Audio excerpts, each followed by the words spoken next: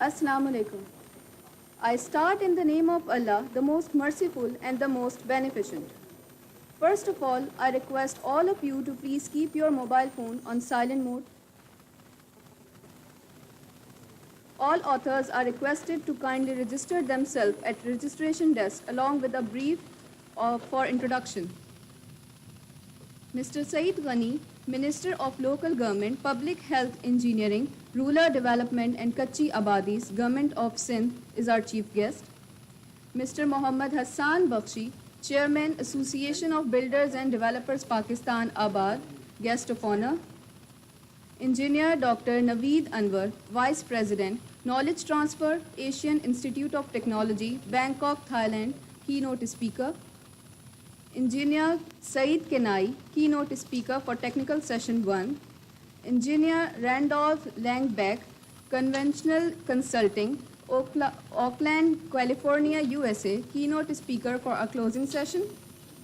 Engineer Suhail Bashir, Chairman IIP Karachi Center and Chief Organizer, 10th International Civil Engineering Conference. Engineer Dr. Professor S.F.A. Rafiqi, past Chairman IIP Karachi Center. Engineer Farhat Adil, past Chairman IIP Karachi Center. Engineer Professor Dr. Saroj Hashmat Lodi, Vice Chancellor NED University of Engineering and Technology, Convener 10th International Civil Engineering Conference.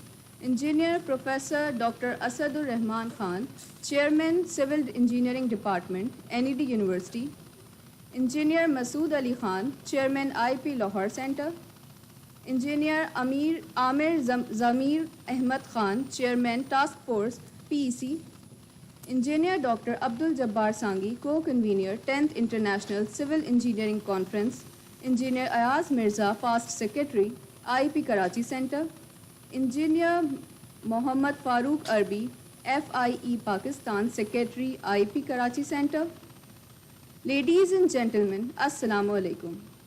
On the behalf of the local council of the Institution of Engineers Pakistan Karachi Center, it is my proud privilege to welcome you all to this inaugural session of the 10th International Civil Engineering Conference, jointly organized by the Institution of Engineers Pakistan Karachi Center and the NED University of Engineering and Technology Karachi in collaboration with the Asian Civil Engineering Coordination Council, ACECC, Federation of Engineering Institutions of Islamic Countries, FIAC, Federation of Engineering Institutions of South and Central Asia, FIESCA, Association of Consulting Engineers of Pakistan, ACEP, Balochistan University of Information Technology, Engineering and Management Sciences, BUTIMS, Quetta, Balochistan University of Engineering and Technology, Khusdar, Sir Syed University of Engineering and Technology, Karachi, and DHS Ufa University.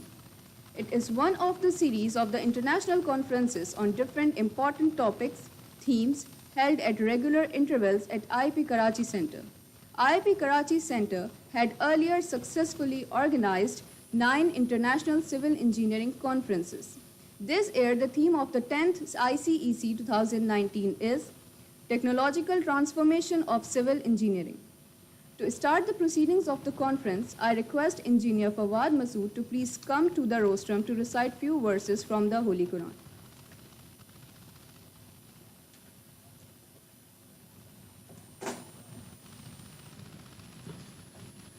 أعوذ بالله من الشيطان الرجيم بسم الله الرحمن الرحيم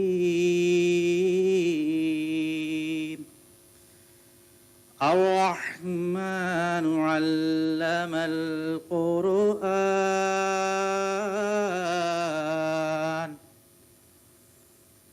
خلق الإنسان علمه البيان الشمس والقمر بحسبان والنجم والشجر يسجدان والسماء رفعها ووضع الميزان ألا تطغوا في الميزان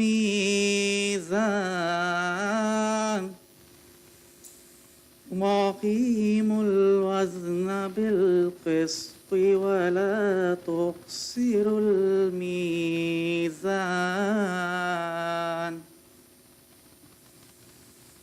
والأرض وضعها للأنام فيها فاكهة والنخل ذات الأكمام والحب ذو العصف والريحان فبأي آلاء ربكما تكذبان صدق الله العظيم.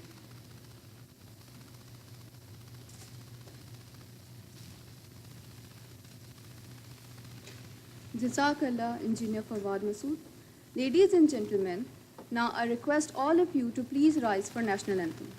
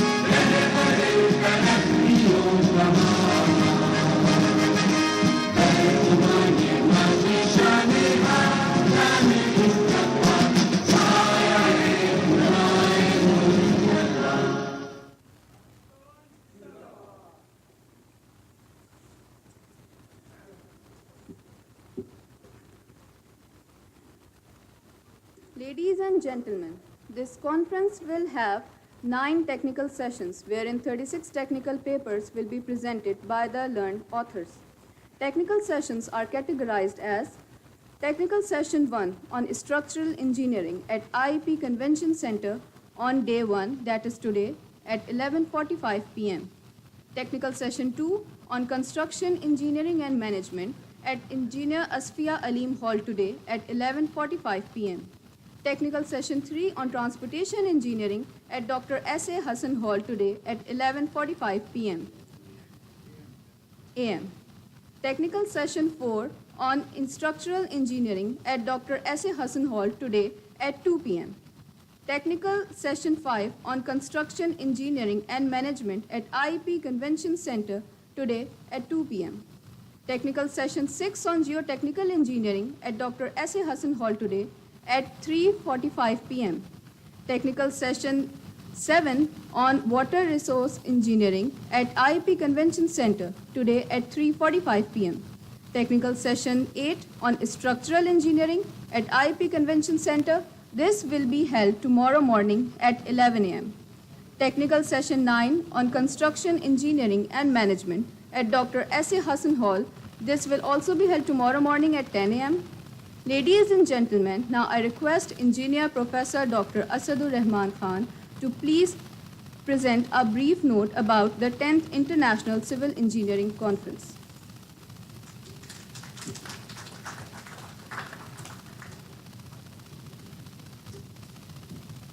Bismillahirrahmanirrahim.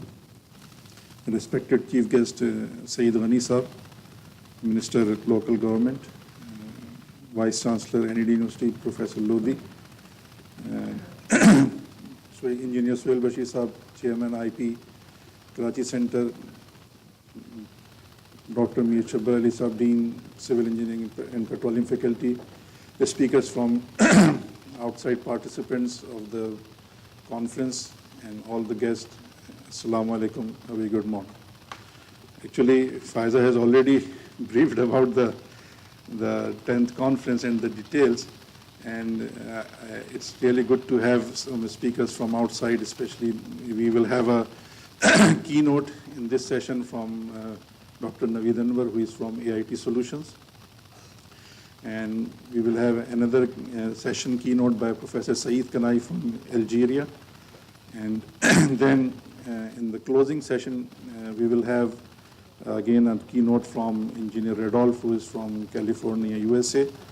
So it's not just that the name is reflecting international, we have the presence of international speakers, and it's an international conference in true sense.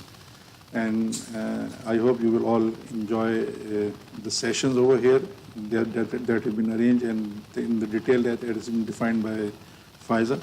So wish you a very good conference and very nice technical sessions. Thank you.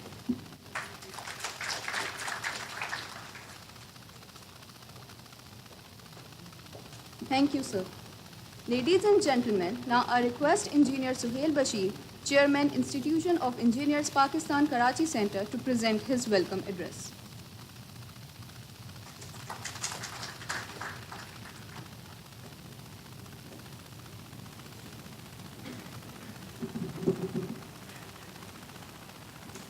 Bismillah ar-Rahman ar-Rahim.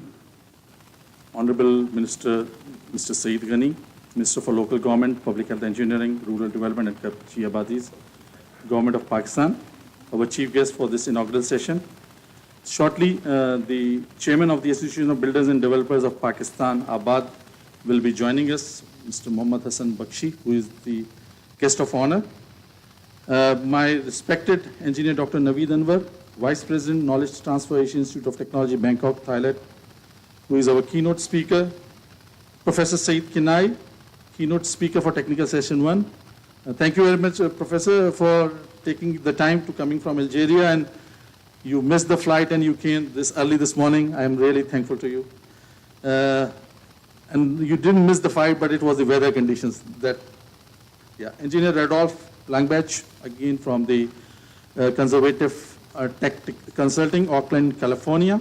Very notable speaker. I have already heard two of your talks in the inaugural session and in the conference on earthquake engineering. Engineer Farhad Adil, past chairman IIP Karachi Center. My dear friend, Engineer Professor Dr. Sarosh Hashmat Lodi, Vice Chancellor, NED University of Engineering and Technology, and convener of 10th International Civil Engineering Conference, and the person behind the whole show. Engineer Professor Dr. Asadur Rahman Khan, Chairman Civil Engineering Department at the University of Engineering Technology. Engineer Abdul Jabbar Sangi, the co-convener of the 10th International Civil Engineering Conference. Engineer Farooq Arabi, the Secretary of the IIP Karachi Center. And I especially welcome the Chairman and member of the Pakistan HVACR Society for their presence here. Respected faculty members and students from NED University, our partner universities from Butte Quetta, Butte Khuzdar, Sir Syed University of Engineering and Technology, and other universities. Members of the Association of Consulting Engineers Pakistan, my distinguished guests from abroad, faculty members of DHS Sufa University, who are first time we have taken them on board for this conference, and they are going to start the civil engineering program very soon. And my fellow engineers, dear young engineers, ladies and gentlemen, Assalamu alaikum. As Chairman IIP Karachi Center and on behalf of the local Council of the Institution of Engineers Pakistan, Karachi Center, it is my proud privilege to welcome you all in the inaugural session of the 10th International Civil Engineering Conference 2019. I was just mentioning regarding Mr. Hassan Bakshi, and he has come, although he's on wheelchair, but I am really thankful to you for sparing your time. Please give him, he's our guest of honor.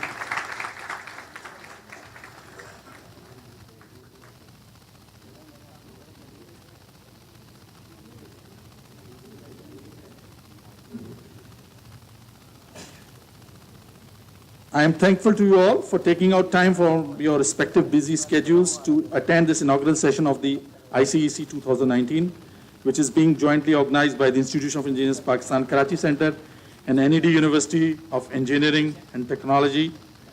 This is the 10th conference, so we have a long collaboration with NED. And our collaborators are Quetta, Butte Khuzdar, Sir Syed University, DHA Sufa University, Association of Consulting Engineers Pakistan. And our international partners are Asian Civil Engineering Coordinating Council, ASEC Tokyo, Federation of Engineering Institutions of Islamic Countries, FEEC, Riyadh, and Federation of Engineering Institutions of South and Central Asia, Colombo. All of you present today among us is a source of great inspiration and assurance to support the Institution of Engineers Pakistan in its pursuit for dissemination of knowledge to all engineers. I'll take this opportunity to give you a brief about the Institution of Engineers Pakistan, which was established on 7th of May 1948 at Chittagong, the then East Pakistan, with the blessings of the Quaid-e-Azam Muhammad Ali Jinnah. Presently, our headquarters is located in Lahore. We have more than 50,000 members in 11 centers, including one in Saudi Arabia. We also have a very active subcenter in Bahrain, a new subcenter in USA Tri-State, comprising of New York, New Jersey, and Connecticut. IEP caters for all disciplines of engineering. IEP represents Pakistan in the World Federation of Engineering Organization, which works under UN, Federation of Engineering Institutions of Islamic Countries, FEEC, Federation of Engineering Institutions of South and Central Asia, Asian Civil Engineering Coordinating Council, Commonwealth Engineering Council, and we also have collaborative agreements with more than 40 engineering institutions around the world. The 10th International Civil Engineering Conference is in continuation of the series of International Civil Engineering Conference being held regularly for the last many years. The theme of 10th ICEC is Technological Transformation of Civil Engineering. The technology development in the field of civil engineering in the developing countries requires to be geared towards developing different kinds of technological, innovative products, processes, and systems for improving the performance of its application and to address all the civil and allied engineering disciplines issues being faced by developing countries. An interdisciplinary approach is therefore necessary for all civil engineering professionals in developing countries for forthcoming shifts in the technologies, which includes but not limited to computer-aided designs, digital database management, robotics, and information technologies. These emerging technologies have already found widespread applications in the industrial applications. These international conferences provide a very useful and desirable opportunity to the engineering experts from various countries to exchange their knowledge and experience and enlarge their horizon about the national, regional, and international engineering issues. Ladies and gentlemen, engineers are the catalyst of change. Civil engineering does provide a noticeable physical change in the surroundings of the society through manifestation of improved industry and national assets which are developed and maintained to satisfactory working conditions to the benefits of the society. Engineer deals in crude applied sciences, but they are themselves affected by geopolitics along with all other segments of the society. We feel that the upcoming projects associated with CPEC will give a lot of opportunities to the engineers in the planning, design, and implementation of new projects in a suitable manner. We are sure that the recommendations of the conference in this respect would be given serious attention for the implementation by the concerned quarters. I take this opportunity to emphasize that self-reliance should be the cornerstone in all schemes of work. The institution is more than willing to advise the government on all relevant aspects for the optimal utilization of local, human, and material resources in the national projects. Ladies and gentlemen, in this modern era, technological education and research are the tools that are being used to compete among the developed nations of the world. To meet these challenges, the faculty, research students of engineering universities of Pakistan, along with the Institution of Engineers Pakistan, have realized their role and are putting their efforts through dissemination of knowledge in this area.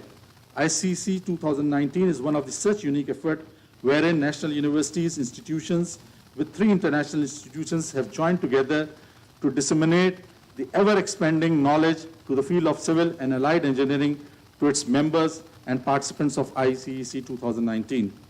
Ladies and gentlemen, the unique feature of this conference is not only the papers, but very good invited talks by the industry experts, which will include talk on 5D BIM and industry applications by Engineer Ghulam Mustafa Sheikh of Halcro.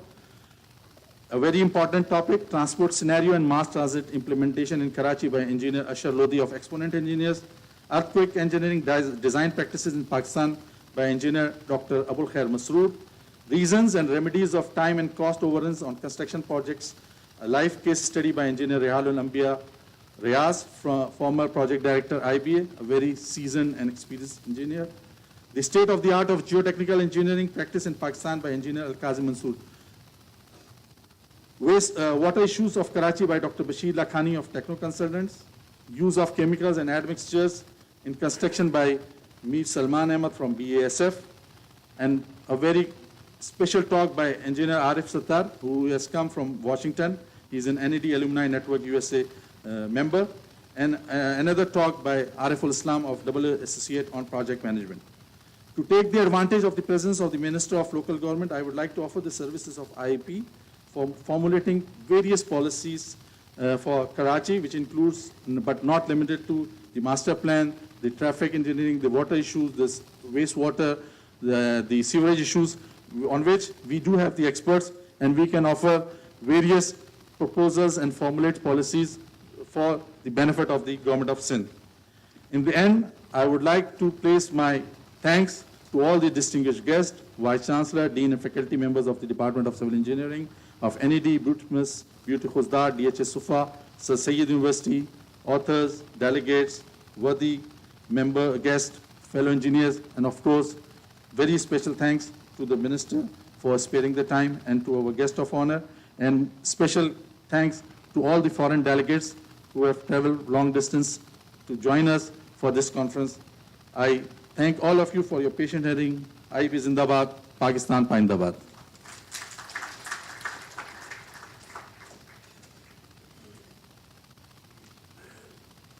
Thank you, sir. Before I invite our learned keynote speaker for this inaugural session, I would like to present a brief citation about him. Our keynote speaker is Dr. Naveed Anwar. He is the Vice President Knowledge Transfer at Asian Institute of Technology, AIT Bangkok, Thailand. He is also the Executive Director of AIT Solutions, an international research and solution developer established at AIT in 2010. He is also an affiliated faculty at AIT's School of Engineering and Technology, where he teaches master's and doctoral courses related to structural and earthquake engineering. While steering AIT's commitments to agile, high-quality solutions, Dr. Anwar is recognized for numerous honors and awards for his over 35 years of contribution to the field of structural engineering, specifically in areas spanning the design and analysis of tall buildings, bridges, and special structures, computational mechanics, and the development of software for engineering applications.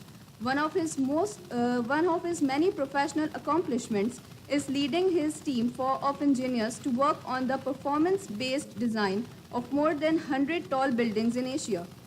He is also the author of several international publications, journals, articles, and books in the field of structural engineering.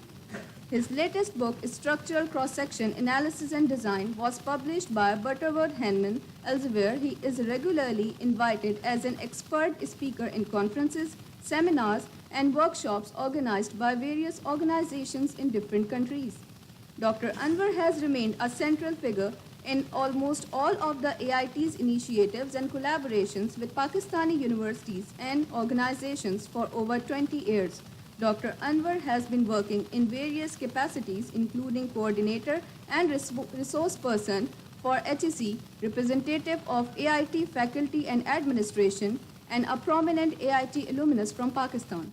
Ladies and gentlemen, Now it is my pleasant duty to invite Dr. Naveed Anwar, Vice President, Knowledge Transfer, Asian Institute of Technology, Bangkok, keynote speaker, to present his keynote address on how latest technological advancements are transforming the civil and structural engineering profession.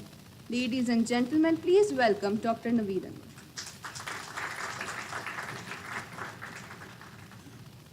Thank you so much. Assalamu alaikum and good morning, ladies and gentlemen. This is my really great honor and privilege to be here.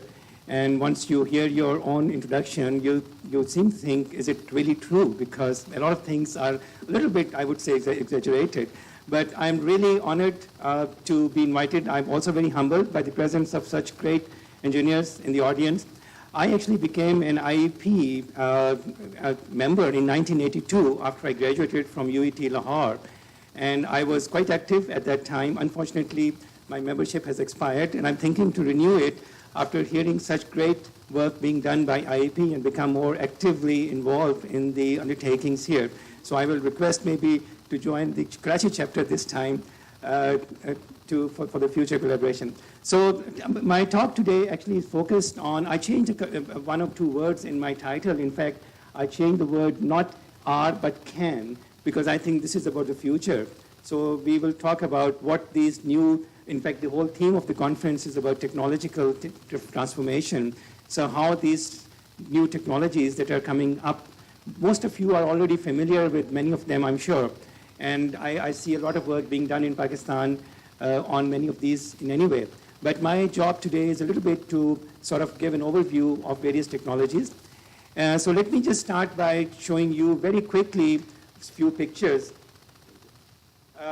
Without maybe 3 minutes, first 3 minutes will be just nothing, but showing some pictures with hardly any, and these pictures do not need any comment or any discussion. So let me start with that. We all recognize pictures like this. When we look at the pictures like this, we immediately identify the cities or the cultures or the countries with them.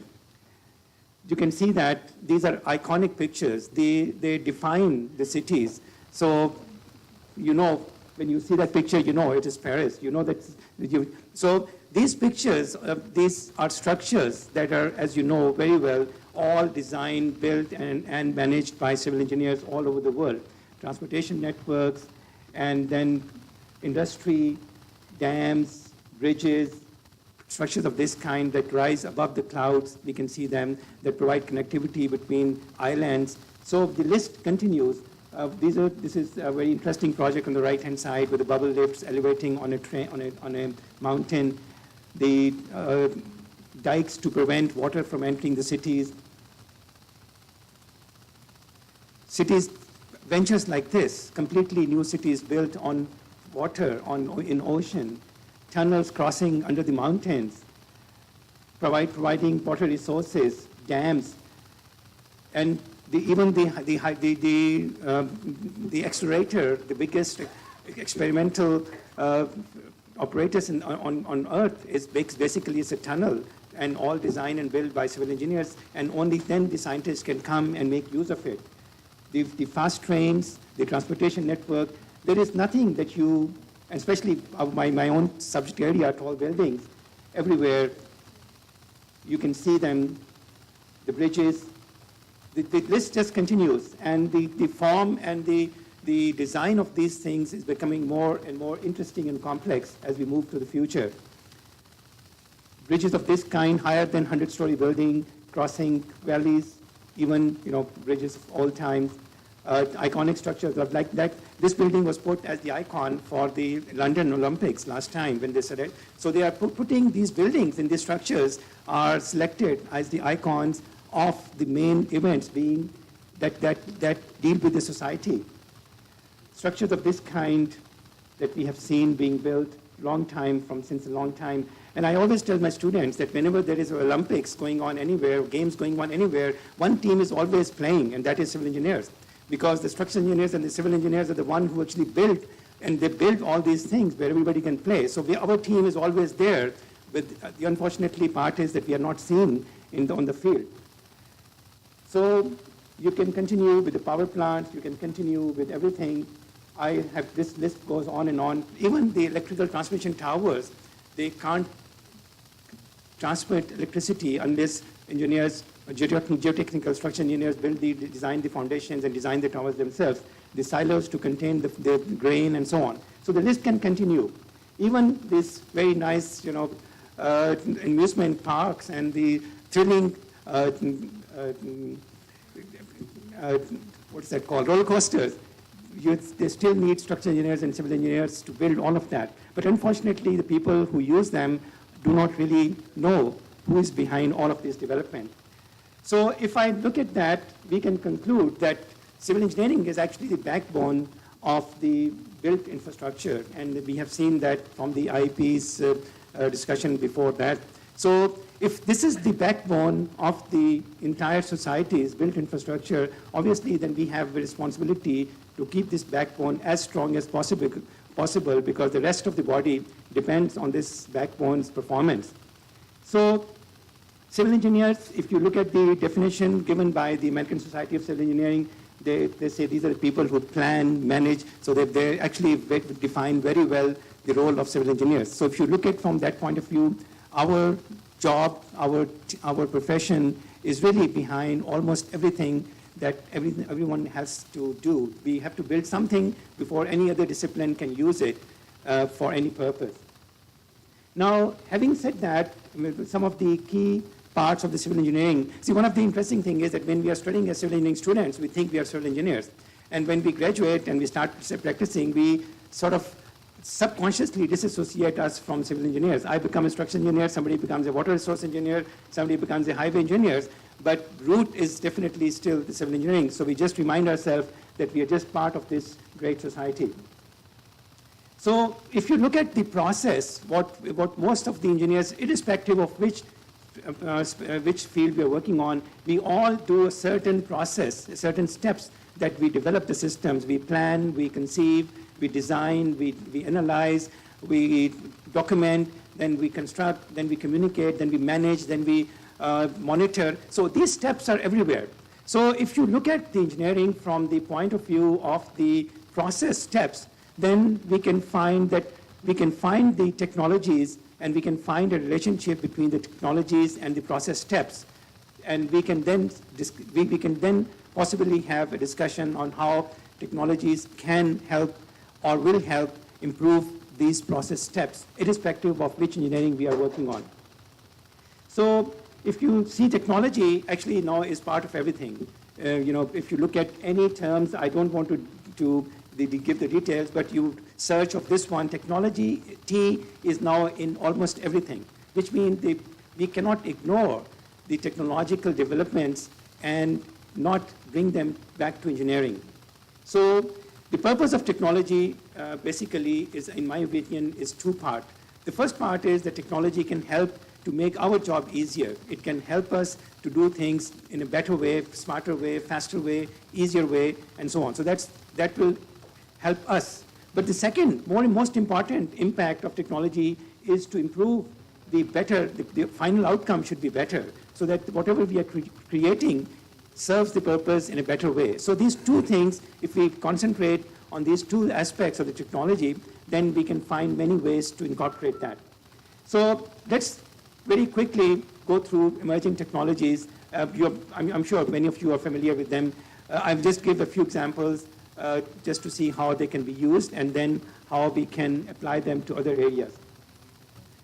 Computing technology obviously is the key, and it's a broad term. Many things come under the computing technologies, and computing itself has been there for a long time, and it is evolving. It is one of the fastest changing fields in the world, which is now, in fact, it is becoming so good that computer science is becoming irrelevant because every discipline has its own computing so strong that the basic computer science is not really, we are losing in AIT, we are not getting a lot of applicants for computer science itself, but people are going and applying computer science or computer technologies in their own respective fields. So if you look at the computing and technologies, we have the software programming applications and so on. But in the end, it is computer application has to do with something that uses it. And from that point of view, The first one in our field, I think is common to most of the field, was the development of the finite element method and analysis. This was an initiative of the civil engineers and the structural engineers. And this has changed a lot on how we analyze or model or determine or solve the continuous field problems, whether it is pollution, whether it is water, it is soil, it is seepage, it is structural engineering, whatever it is, it can be modeled somehow in the finite element method, which was originally developed by the structural engineers and civil engineers.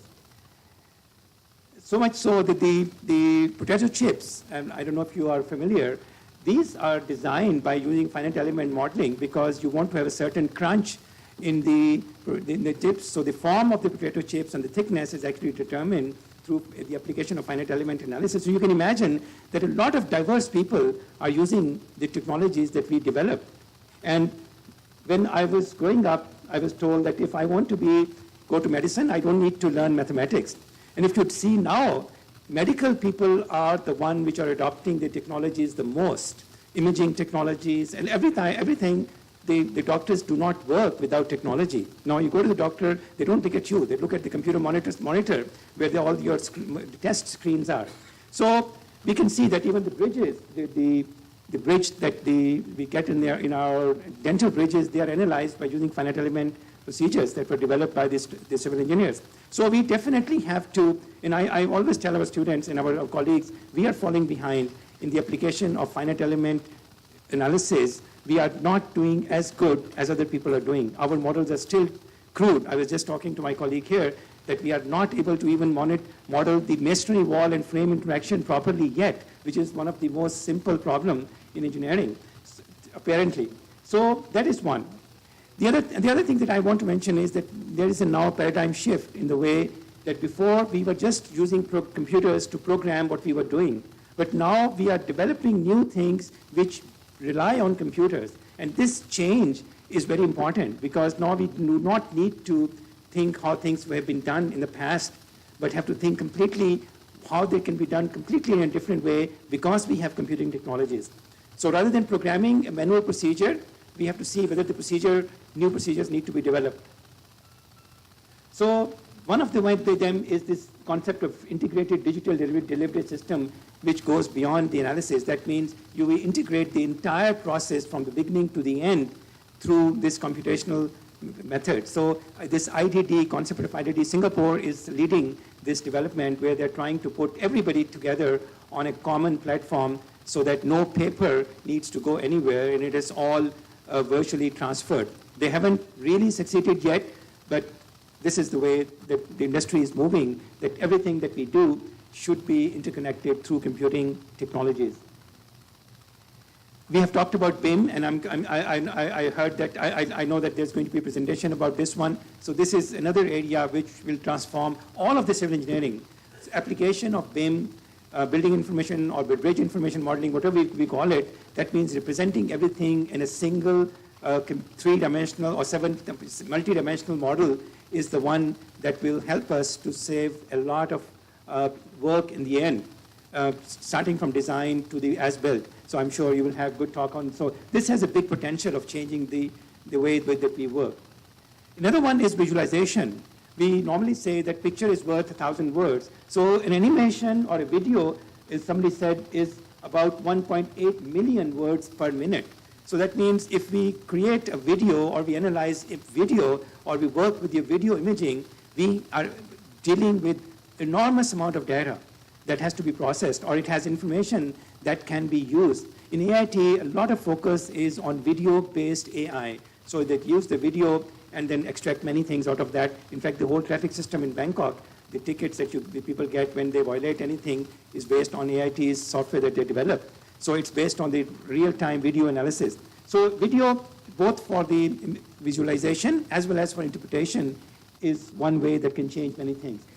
Obviously, related to visualization are various technologies like augmented reality, mixed reality, virtual reality, immersive reality, you may call it whatever we want to call it, but that is definitely another opportunity that has great potential for civil engineers because you can interact with the things in a way that we didn't think possible in the past. Last time I was here, I was very glad to see the center at NED the virtual reality center, that they have a VR cave, very nice. Not many universities have that. And it was really, it's very good to see that both BIM lab and the VR lab are working very well in NED. So this is a great potential for doing a lot of things. Even with the simple devices, I think we should explore how VR can be used in our work, or how it can improve the work that we do, especially for communication as well as for interaction. Construction, as you know, this is becoming very common now in many industries to use the AR and take the tablet and then look at something and then see the design superimposed on top of that and the defects coming from there. So the application of AR and this one is definitely applicable to almost every field.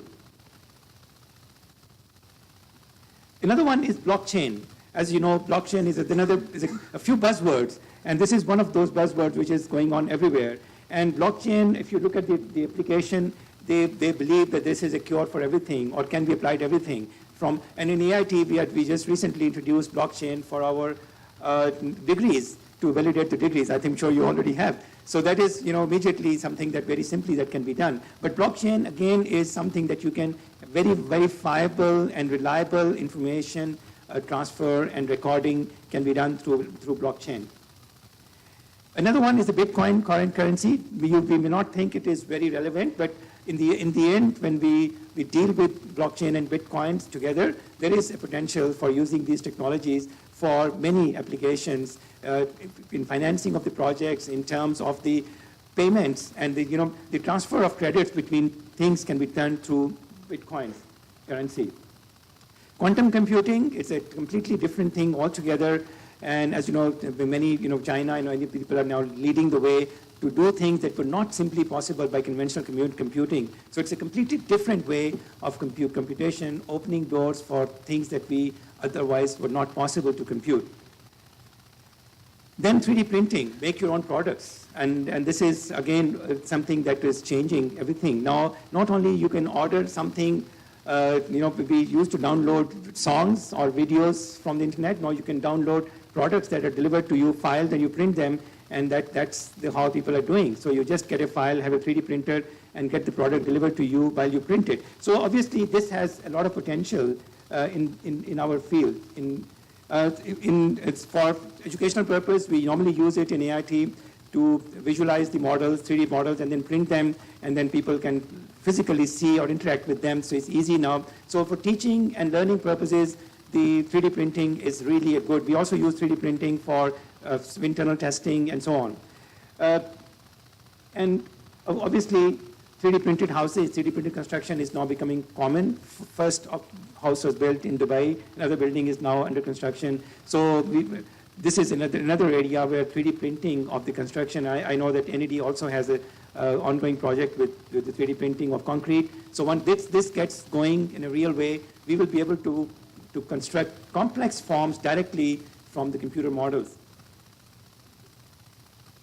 Automation, obviously, is part of that. So automation, those of you who might have seen this video on the YouTube for Amazon, the way they deliver the products, how the robots and automation completely automate the whole delivery of their products is amazing. So automation is also, we should look at what areas can be automated. And this is quite interesting because I think in AIT we get a lot of requests from the construction industry for robots for construction. And there's still not enough. Other industries have adopted robots extensively, but construction industry not yet so far. So like, for example, exoskeleton to lift heavy weights and things like that, they can help to facilitate our work.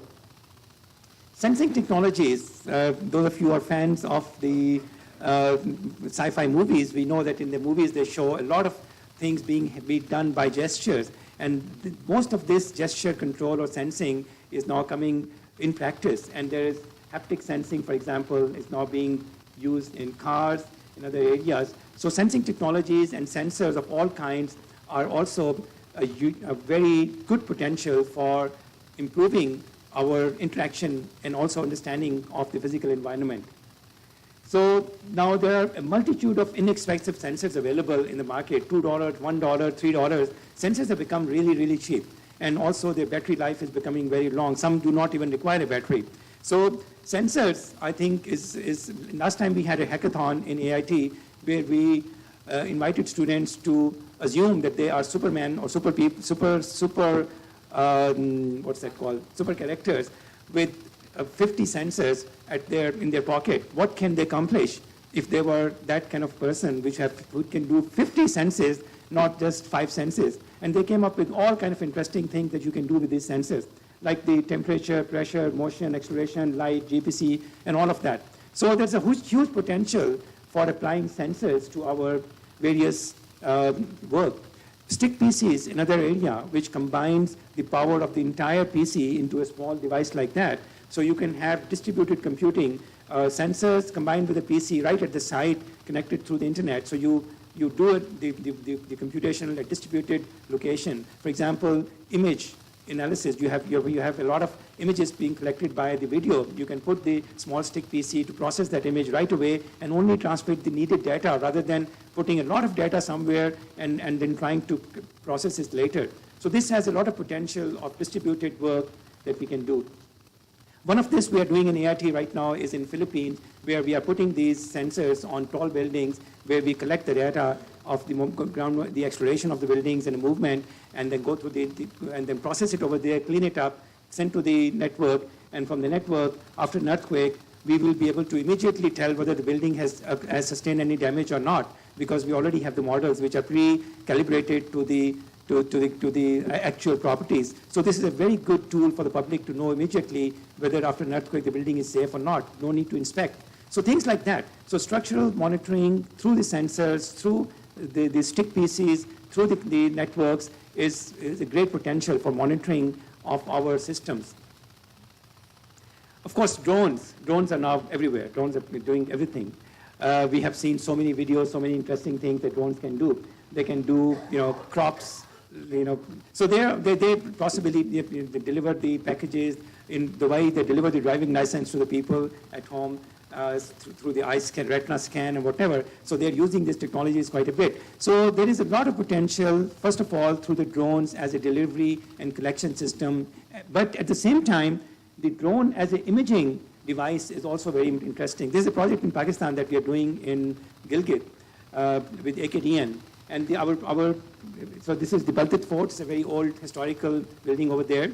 So myself and our team, we went there. We did the drone imaging from outside and laser scan from the inside and got huge amount of several terabytes of data. And then later from that, we created a 3D model of that fort. And then we took one part of that and we converted a SAP model from that information so that will show you the actual deformed condition of the fort that is very difficult to measure and model. So create an analysis model, then do the analysis, do the ground motion analysis, and so on. So now it's possible to measure the detailed information about existing structures and create a model and do the analysis, which will replace a lot of measurements. And then the next part is to put sensors there and then monitor it over the period. So that's the third phase that we are starting now. So this is again a project where many technologies are being applied. So this is another one which is now a lot of people are working on it, which is using the drone for construction monitoring.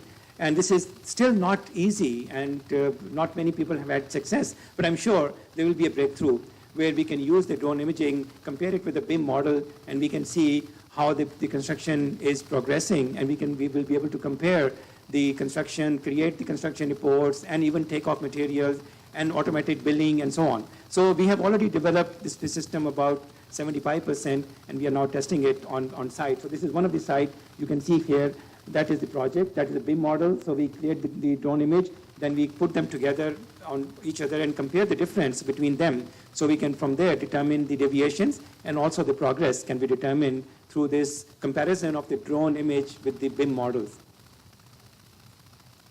Mobile camera is another interesting application that we are developing and people have developed. So it's a special kind of a camera which can determine very precise measurement through Moir patterns. I don't know if you people, when you're young, Now people don't do that much. We used to have those circles when you put them on the paper and then you draw concentric circles, and small difference in those patterns can be detected. So this is based on the same concept, the detecting small pattern differences, and from there you can determine even the natural frequencies of the structure and the movements and deflections. And this is, for example, visual vibrometry can actually be used through camera to determine the natural frequencies and motion and displacement of structure which cannot be reached otherwise. So imaging together with various computations can help us to determine this information. This is another interesting application of combining various technologies. This is a dome in Bangkok, which is covering a big Buddha statue. It's quite big. And we used several things. We used the drone to get, because they constructed the statue first, and then they wanted to cover it with a dome. So we needed very detailed information.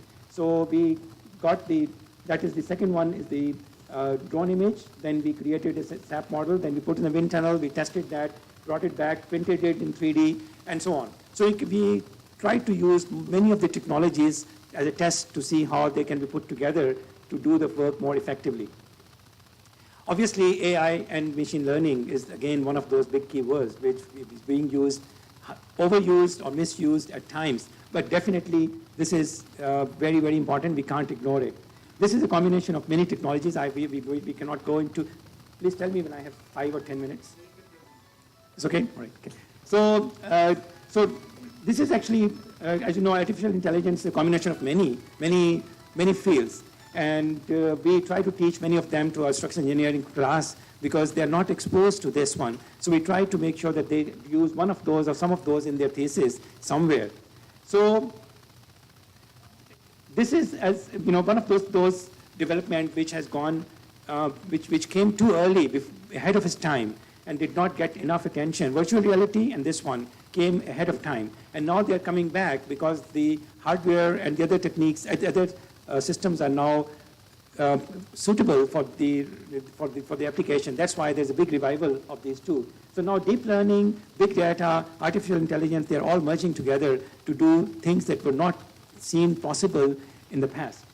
Those of you who use Gmail for their reply, so Google tries to make the reply for you already using obviously machine learning, all of these processes, because it always, and it remembers that if somebody, normally I thought they will just write dear and the name of the person in the email, but actually, no, if I write something, like I write to, in Pakistan, people say, dear Dr. Saab, then it will next time say, dear Dr. Saab, not the dear name of that person. So it tries to learn how I use my email, so it's all based on this machine learning. The first big application, as you know, you might know, was identifying a cat from an image or a video, because for a human being, it's very easy. But for a machine to see that this is an image of a cat is an extremely complicated process. So machine learning, when they were able to do this, that was a breakthrough. And based on that breakthrough, many things have been developed afterwards. This is one example again. In structural engineering, we are using the machine learning to predict the structural final design from the architectural drawings. That means we try to skip all the steps on the way. That means if you get the architectural parameters, it will give you the final structural design straight away by learning from the previous design that we have done. Because so many designs have been carried out. So systems should be able to learn and predict the design from there, so we can skip over these steps. This is not the final thing that we can send to the site, but it is good enough to verify or estimate the quantities, for example, or the cost, or to make sure that our design didn't go too wrong. So now we have converted that into a system that we normally use it to check our design to make sure that it's more or less similar to what we got before. Another one, so this is that system that we developed to predict the design of the tall buildings using artificial intelligence or machine learning. Another one, the one that we are working on now currently, is crack detection and interpretation of the cracks through images and AI. So that means in tall buildings especially, this is also a project initiated in Singapore. They have thousands of buildings, and the housing department over there doesn't know the condition of the buildings. They cannot inspect them. So we have the drones that will take the image of those buildings, interval, in regular interval, and based on those drone images, we can identify if there's any damage or a change or a violation by comparing it with the CAD models, and then progressively we can see if there's a crack. We can determine the crack, the length, width, direction of the crack, and we can determine whether it's a shear crack or it's a flexural crack, and we can tell whether it is severe or not severe. So in the end, the department should get an idea that, okay, this building has 4 cracks on that projection with the color. They are not severe. This is a crack which is severe, needs attention, and so on. So crack identification, crack monitoring through imaging and machine learning combined is also a big application in various fields. Big data is, as you know, part. So when we have all these sensors and we have so many deployed systems, then the data is being collected all the time. What do we do with this data? As you know very well, your Facebook and everything, data is being sold all the time. Everything is about data, big data. And everyone is trying to get their whole hands on the data. So what about the civil engineering data that we create or we can create from our systems, our structures? How do we use that data? How can we make use of that data? So the first part, of course, is to collect the data. Second part is to store and then understand and use AI to interpret the data to predict many things or to understand many things. So this is, again, one of the areas that almost everybody can use or needs to use. Smartphone, I don't need to tell you, everybody knows about that. This is the integrator of, this is a statement that I actually made up, and somebody said that. So if your future development does not involve a smartphone, your development has no future. Because if you look at anything, any public service, government, any device, any car, anything that is being done, it has an app with it. Whether you use it or not, but people come up with a phone app right away for everything. So this means that the smartphone, not only because it is a communication device, because it has sensors, it has all the things, all the technologies that I mentioned, cell phone has all of them in there. So if we cannot find a way to use them all the time, then there must be something missing. So finding the things that we can do through a cell phone is an interesting exercise, and I'm sure we can all find things to do that will help our work. So mobile computing and cloud computing, distributed computing, whatever we call it, that is definitely going to change how we work, and it's changing how we work already, especially with the younger generation. You walk on the street, people are always on the phone. You're sitting in a restaurant, people are not, you know very well. So that means if we have that much presence of this device and attention, we can use it for other things than checking our Facebook posts also. So there's a lot of potential for that. And this is some apps that we have developed, obviously. This is for structural analysis. So if you have your models on your computer, you can upload them to the cloud. You can look at them, interact with them on the phone. You can communicate with your clients. You can send them the architect. And you can also, play around with them when you're on the bus or on the plane or whatever. So no excuse that I don't have access to my computer, so I cannot look at your model. So this is the apps that we have developed for CSI. We also developed several other apps and these are mostly already released, so you can actually download them free. And these apps are, again, for engineering education, for doing simple things. So we believe that having enough apps, good apps on the phones, will help engineers to understand and do their work better. So it's a lot of focus that we are doing on app development for structural engineers and civil engineers. So let me talk about the kind of second last part of my talk, convergence. How everything is coming together and where it is coming together. So IoT is that convergence, the Internet of Things. That means everything is connected through the Internet, or the things are connected by themselves, not people. And that is changing so many things you might notice or you might not notice. So IoT is obviously one of those things. Then it is changing smart everything, smart homes, smart offices, smart cars, smart living. And you have all of that relies on IoT and the technologies that I mentioned earlier. So convergence of all technologies is in IoT-based systems. So sensors in computing, AI, imaging, everything we can connect through this IoT platforms. And like many other institutions, we are also doing a lot of work in this area. Self-driving cars obviously will change absolutely the way people, I know it sounds a little bit too far, but it's not that far, because this is going to definitely change how we work and move and transportation systems and highways and everything when this becomes more popular.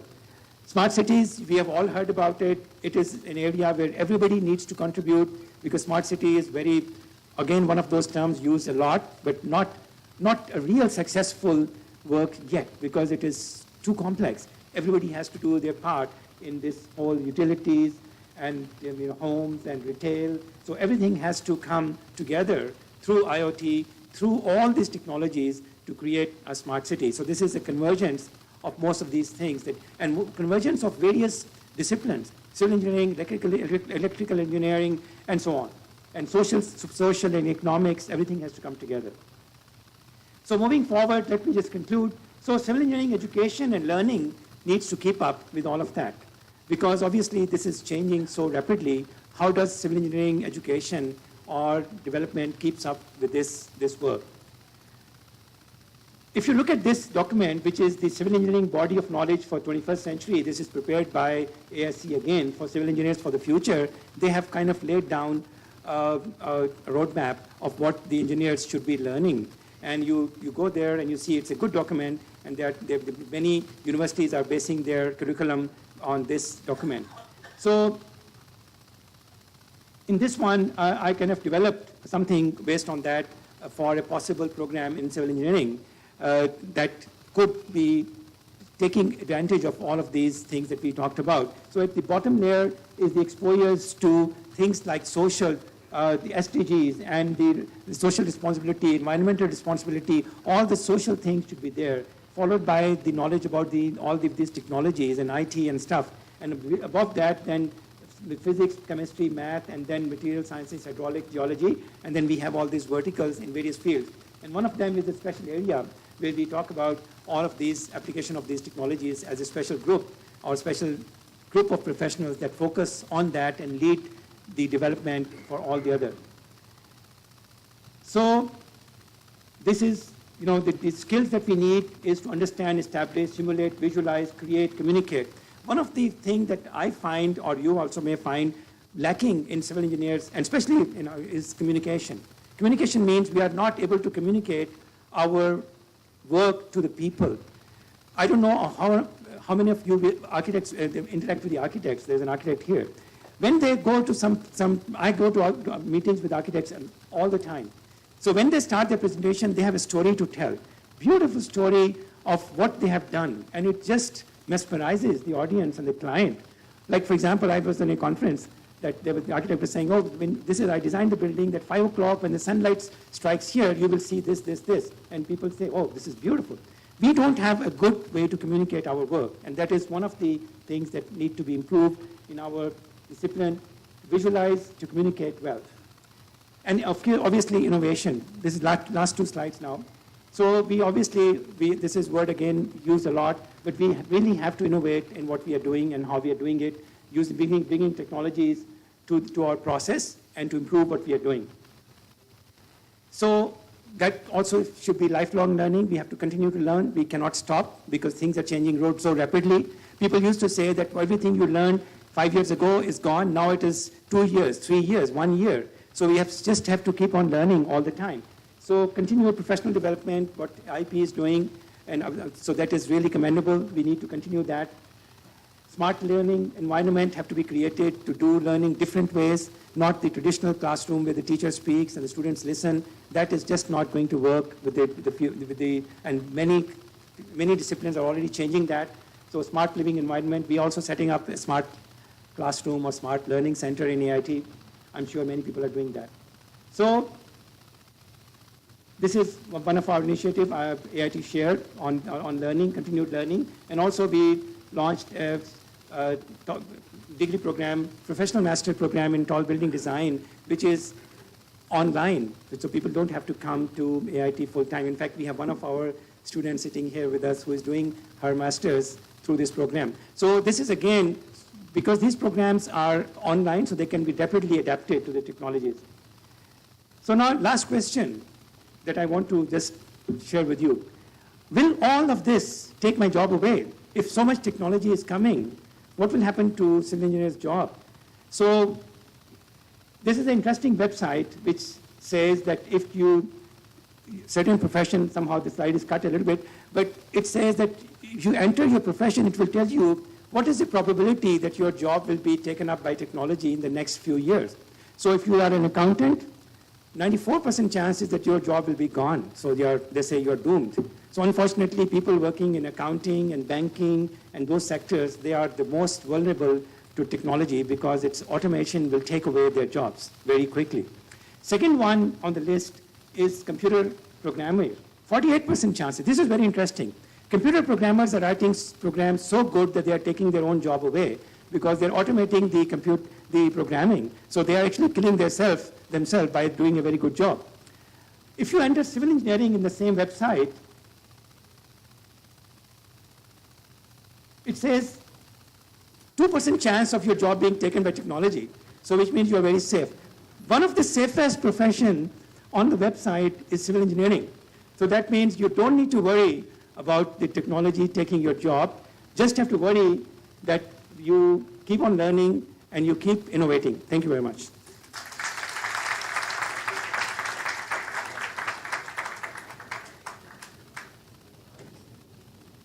Thank you so much, Dr. Naveed Anwar, for your keynote speech.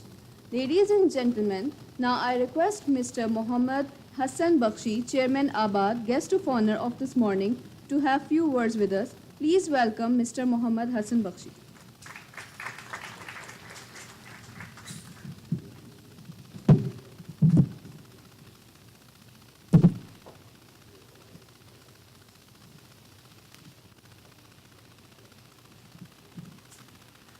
बिस्मिल्लाहिर्रहमानिर्रहीम।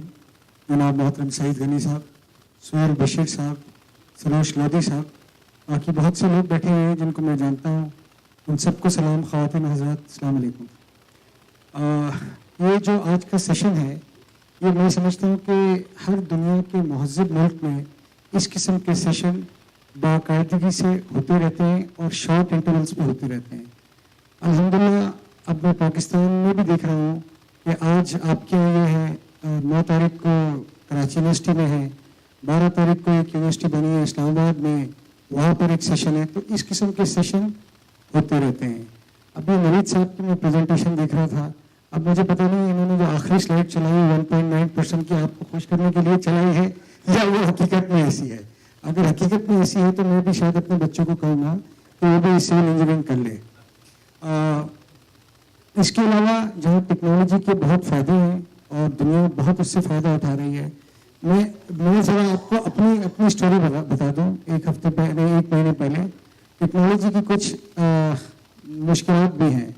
मैं अपनी building का सर्वे कर रहा था 17th floor पे और duck खुला हुआ था, मोबाइल पे बात कर रहा था। मोबाइल इतना आदमी को एडिक्शन हो जाता है या इतना आदमी उसमें मिल जाता है। तो I walked into the duck and I failed on the 16th floor. अल्हम्दुलिल्लाह अच्छा हुआ ग्राउंड पे नहीं आया। तो नतीजा ये हुआ कि ये पैर की हड्डी भी टूट गई और नीचे भी प्रॉब्लम हुआ। अब डॉक्टर ने कहा कि 3 महीने फोर्स लीव पे घर पे बैठे रहो और आराम करो। तो भाई हम सब टेक्नोलॉजी यूज़ करना चाहिए, टेक्नोलॉजी बहुत अच्छी है। उन्होंने बहुत सारी बातें बताई जो मेरी नॉलेज में भी नहीं थी।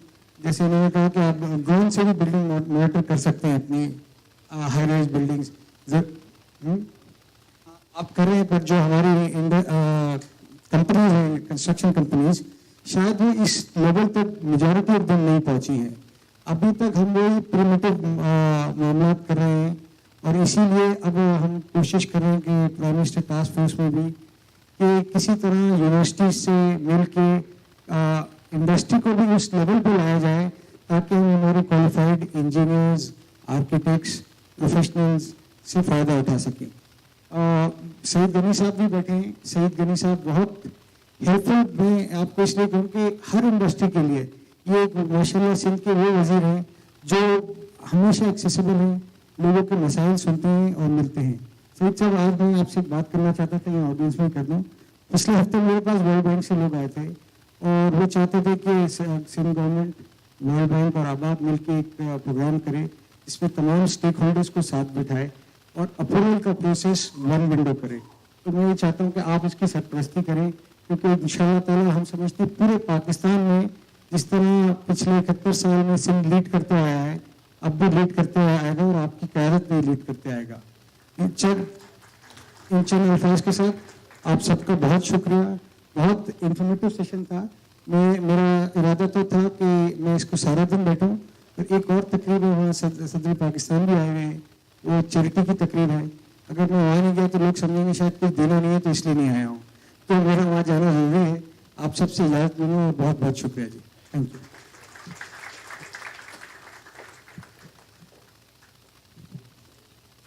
Thank you, sir.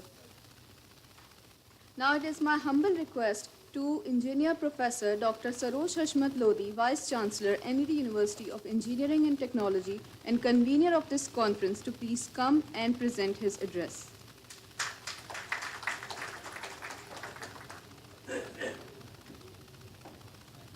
Bismillahirrahmanirrahim. Respected Sayyid Ghani Sahab, Hassan Bakshi Sahab, Suhail Bashir Sahab, Professor Naveed Anwar, Professor Said Kanai, Professor Ren Rondolph, my colleagues, friends, fellow engineers and students, Assalamu alaikum and a very good morning.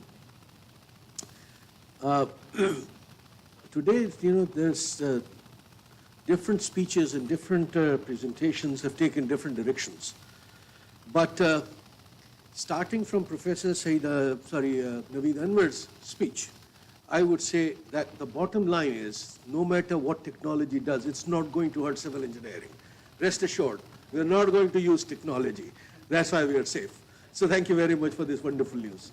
But on the other side, I mean, if you look at what is happening around us, and I think we should try and capitalize on what is happening, is that teeny microchip really has revolutionized the human race.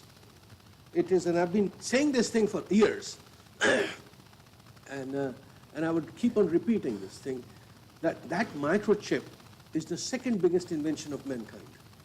After the wheel, it has revolutionized the human race. We could not have imagined doing things of few years ago, which is right on our palms in form of cell phones and other things. The computer, when I started using computers in the 1980-81, there were small programmable calculators. And since then, in the last 40 years or so, this has really, the computing potential and power has gone tremendously. It's a phenomenal exponential growth which has taken place. And the size is also important. The cell phone that I carry, I don't know how many gigabytes of memory it has, but it has enough memory to actually take 500 WhatsApp messages every day. So you can imagine what is happening. The computational power has increased, and that's why all the fancy stuff which Naveed Anwar Sahab has shown is possible. But why is it not happening here? What is the thing which is stopping us from not taking the advantage of the technology which is available? And I've spent all my life in academics and the universities, but I've had a little bit of exposure with the industry at the policy level, at different forums. And what I've realized, that if you go to any university, you will see some fancy stuff going on. Be it NED University, be it Butons, be it Khosdar, be it any university. You go to civil engineering and you will see bright young students and faculty are doing all those stuff which Naveed Anwar Sahab were showing. Yet it has not trickled down to the community, and Bakshi Sahab was complaining about it. So the question is, what has gone wrong? What do we need to work on? The technology is there, the knowledge is there, but the industry is not able to reap the benefits. Reason is we do not have enough human capital. We are human capital, the quality is depleting. And it's not only depleting, but it is either migrating or is being corrupted. When I say corrupted, I don't mean financial corruption, it's the mental corruption. The practice is so different. And we have not been able to actually transform this technology into a critical mass which can bring in change. There's a lot of talk, and as long as I remember, this talk has been there about university-industry liaison. We all talk about it for the name's sake. Some of may have some good industry liaison, but the systems doesn't exist. So I, an individual, may have a lot of liaison and coordination with the industry, but as a system, as an institution, doesn't exist. But above all, there is one more thing which I think, and I would request the Honorable Minister to help us out. No research is going to trickle down unless it is transformed into a policy. The government and the state has to do the fatherly act, an overarching mechanism to ensure that the technology develops under the auspice and patronage of the state. And there are things which unfortunately are, instead of helping technology, is hindering us to move forward. For instance, the import of 3D printer is banned in Pakistan. You cannot import a 3D printer unless you have the NOC from the Ministry of Interior. We have imported 6 3D printers after running around for 13 months with the Ministry of Interior. Luckily, one of the recently appointed additional secretary was an NED graduate, and he helped us all the way to get the NOC. Now the damages at the port are so big that we're trying to find some concessions. So we need to look at the policy. We need to see really where we are heading. We have challenges. We have challenges. LiDAR is banned in Pakistan. You cannot do surveys without LiDAR. I have faculty members who specializes in LiDAR. And this will make life very simple. You can only fly these UAVs or drones to a certain height. And beyond that, you need to have an NOC and a control mechanism. So there is a complete disconnect between the policy and the technology and the practice. And unless there is this techno-legal regime is developed by the state, we're not going to move forward. The research will die in the universities. The practice will remain as it is, which is going to affect everybody in our lives. I know some of my students may know this story, but I'll repeat it again. Why civil engineering is called civil engineering? It was after the French Revolution that the government realized that the infrastructure development, which was previously the responsibility of the military, and the military was building roads and all those things, and the industrial development was at such a rapid pace in Europe that they realized that this is no more a job of military, and that infrastructure development job was handed over to civil engineers, and hence it is called civil engineering. So we have to take the responsibility. No matter what, the economy is revolving around engineering, be it manufacturing, be it infrastructure development, be it anything. Sir, I will make a humble request. If under your auspices, a small think tank could be created, not very many people, because too many people, it becomes very difficult. 3 to 5 people under your patronage to see the future direction of Sindh. Infrastructure development, be it in Kachi Abadis, be it in Pakki Abadis. We have to bring the people to that level where the ethics, moral, and professional practice are the same thing. खुदी को कर बुलंद इतना कि हर बंदे से कि हर तकदीर से पहले खुदा बंदे से खुद पूछे बता तेरी रज़ा क्या है. We don't have that capability. We don't have that professionalism. There are islands of research, there are islands of excellence, but there's absolutely no continuity and connectivity. So, sir, I would very humbly once again urge my point that under your dynamic leadership, and I'm a big fan of yours, you know this, you are the person who has the capability to deliver. Sir, I would very humbly request, put in 4 or 5 serious-minded people to work. Tell them what needs to be done at the universities, what needs to be done in engineering practice, and give them targets so that whatever ADP allocation is, it is under a planned system rather than just one-off projects. With this, I would like to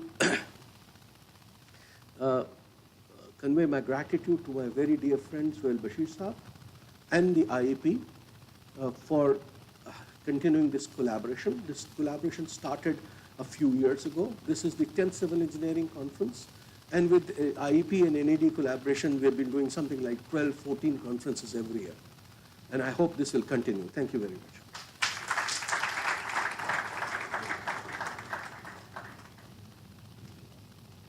Thank you so much, sir, for your valuable words. Ladies and gentlemen, it is an honor for us that Mr. Saeed Ghani, Minister of Local Government, Public Health Engineering, Rural Development and Kachi Abadis, Government of Sindh, who is chief guest this morning, is amongst us. Now it is my proud privilege duty to request him to please come for his inaugural address. Ladies and gentlemen, Janab Mr. Saeed Ghani.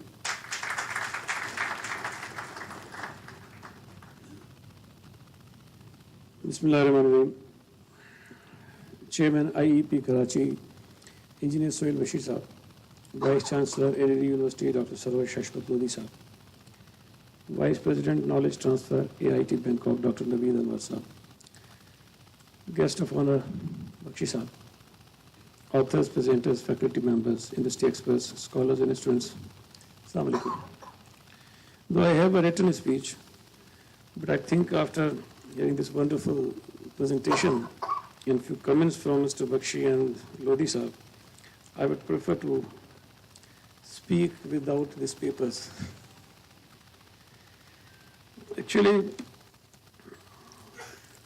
थोड़ी सी मुझे इजाज़त दीजिएगा, मैं थोड़ा सा हैरान हुआ, परेशान हुआ.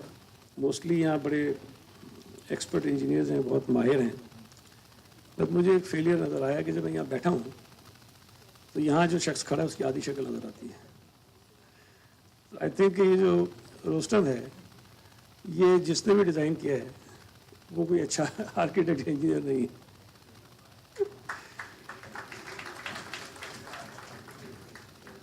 आप तो शायद पूरा मेरा मुंह देख रहे होंगे, लेकिन यहाँ जो बैठे हुए हैं उनको शायद मैं आधा नजर आ रहा हूँ.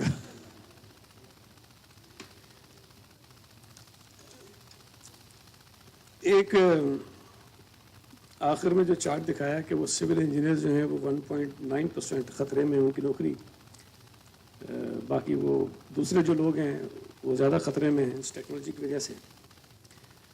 लेकिन मैं भी इंटरेस्टेड था कि मुझे डॉक्टर्स का भी बताएं आप कि उनकी नौकरियां कितनी खतरे में हैं.